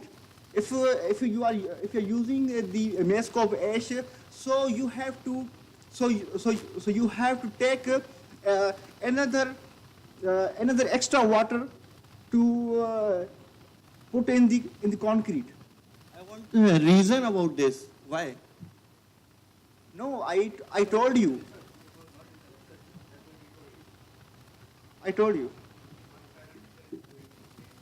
Yes, that's why. Other things are same. Actually, what you should have tried is you should have maintained a slump by using the super plasticizers. Then it would have been a better comparison. But okay, anyway, we can discuss it later on. Thank you.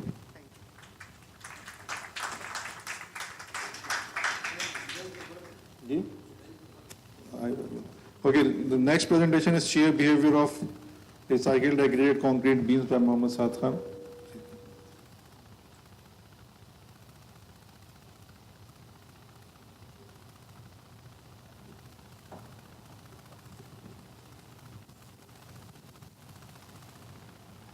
Bismillahirrahmanirrahim. Assalamu alaikum. My name is Mohammad Saad Khan, and today I'll be presenting this topic, shear behavior of recycled aggregate concrete beams. These are my co-authors, Professor Asad and Dr. Shamsoon. Okay, this is the presentation breakdown. First of all, the introduction will be discussed, followed by a brief background about the topic, then the objectives, followed by experimental program, then results and discussion, and finally the concluding remarks.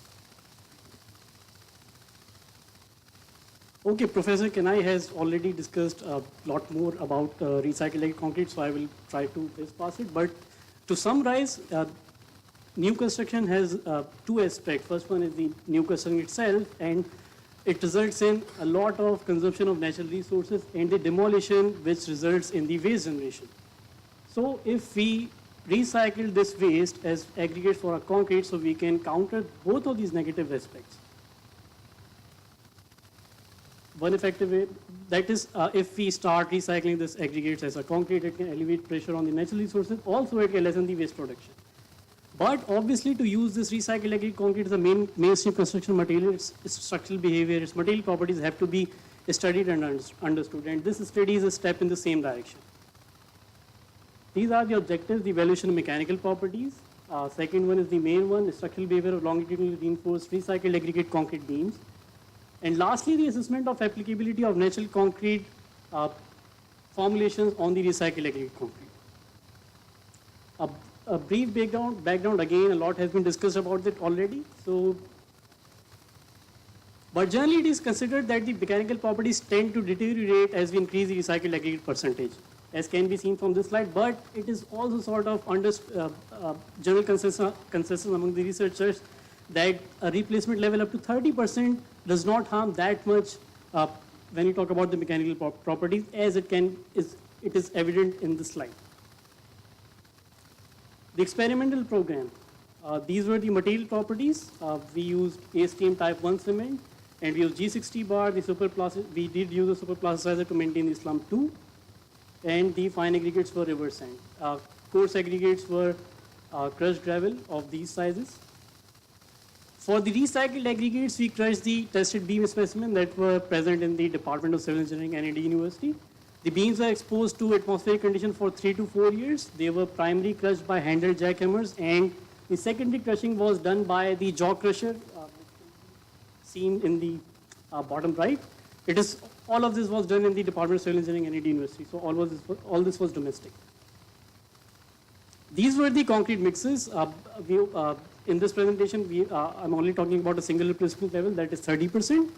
So we have one control mix, RAC 00, that means 0% of recycled aggregate, and the second one is recycled aggregate concrete, in which 30% is our recycled aggregate. Furthermore, the replacement by which recycled aggregates are replacing the natural aggregates can be governed by many ways. And in this study, we have adopted the weight-based replacement method, but with volume compensation. These are the specimens for the mechanical properties.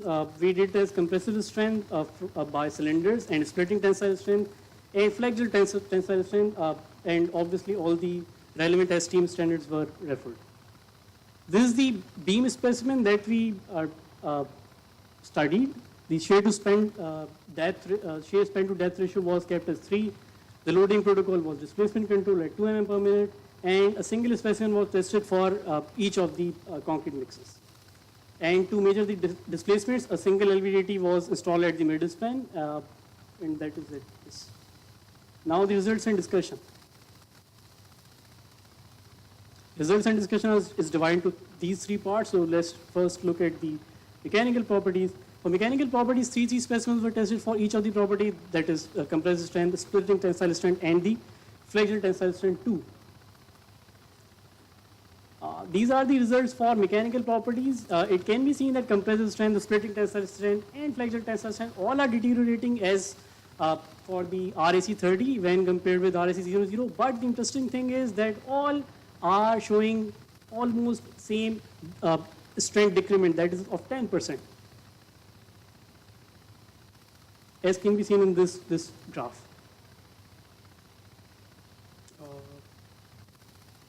It is not working. Yes, now it is working. Now the result from the beam specimen. The first beam, that was the control beam, failed with a diagonal crack. In the right shear spin, the failure load was 69.6 kilonewton. The displacement was 7 mm, and the crack inclination was 28 degrees. It is a normal shear crack that we commonly see in textbooks too. However, the RAC 30 specimen failed with a Z-shaped crack in the right shear span. As it can be seen, it is not a perfect diagonal crack, it is a stepped crack, or it can be called a Z-shaped crack too. The failure load was not very different. However, the displacement at which the specimen failed was higher. It is 12 mm as compared to the 7 mm previously. the track inclination is higher too as compared to the 20 degrees encountered previously. To summarize, these are the both load deflection curves superimposed on each other. It can be seen that the strength is not that much different. However, the stiffness of the recycled aggregate specimen is considerably lower when compared with the natural one.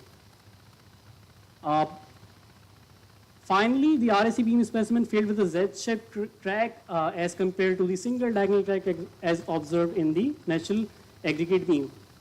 The important thing is that this Z-shaped track has been observed in other researches too, which is shown in this slide.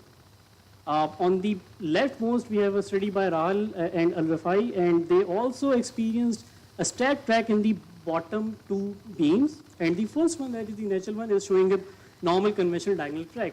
Similarly, these two in the middle are also by Nakin, Kurama, and Ignachovich, and the first one, again, it is perfectly diagonal track for the natural one and the stacked track for the recycled. Same can be seen here, and same was observed in my study too. Now, strength predicting formulation were used to predict to check the applicability of the existing code that are for natural aggregate concrete for recycled aggregate concretes. British code, Euro code, ACI, and Model Code 2010 were used to predict the strength of tested beam specimens, and these are the formulations.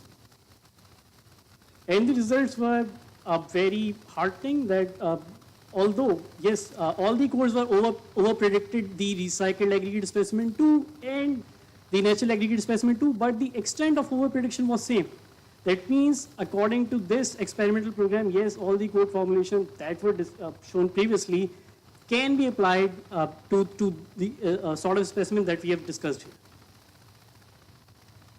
These are the concluding remarks that the compressive flexion displacing tensile strengths of recycled aggregate concrete were found to be inferior. Difference in load carrying capacity was not much. However, stiffness, yes, stiffness suffered a lot of hit. Finally, all the predicting models were found to predict the load carrying capacities with similar accuracy. That's it from my side. Thank you. Thank you, sir. We can have one or two questions from the audience if they have.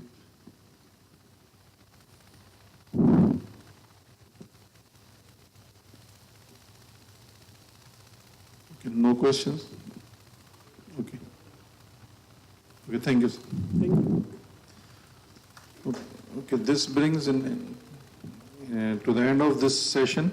We will have some memento presentation.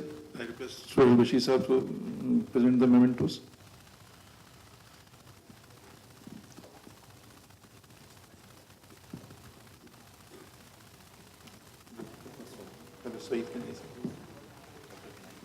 I request Professor Saeed Kanai to receive the memento from Suhail Bashir sir.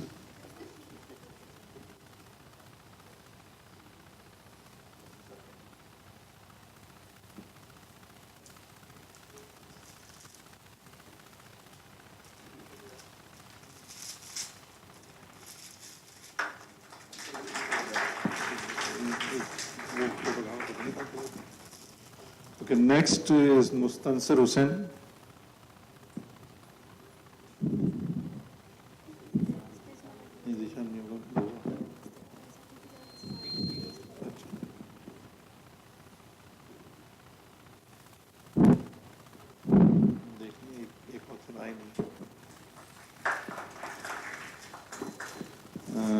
The next is the one for the Mace Corp.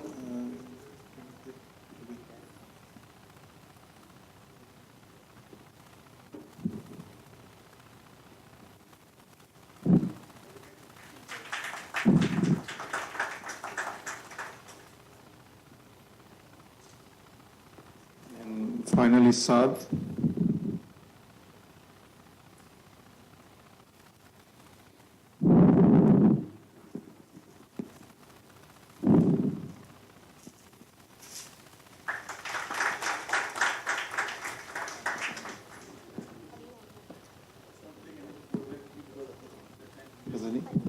वो है नहीं आए session चाहिए खुद announce करते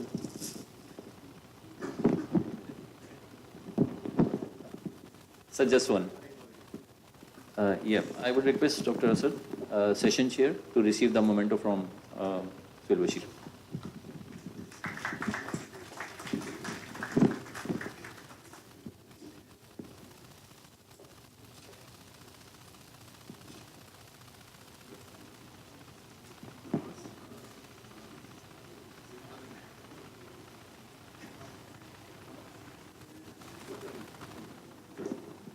Okay, there will be a lunch and prayer break, and we will gather back here at 2:30. 2:30.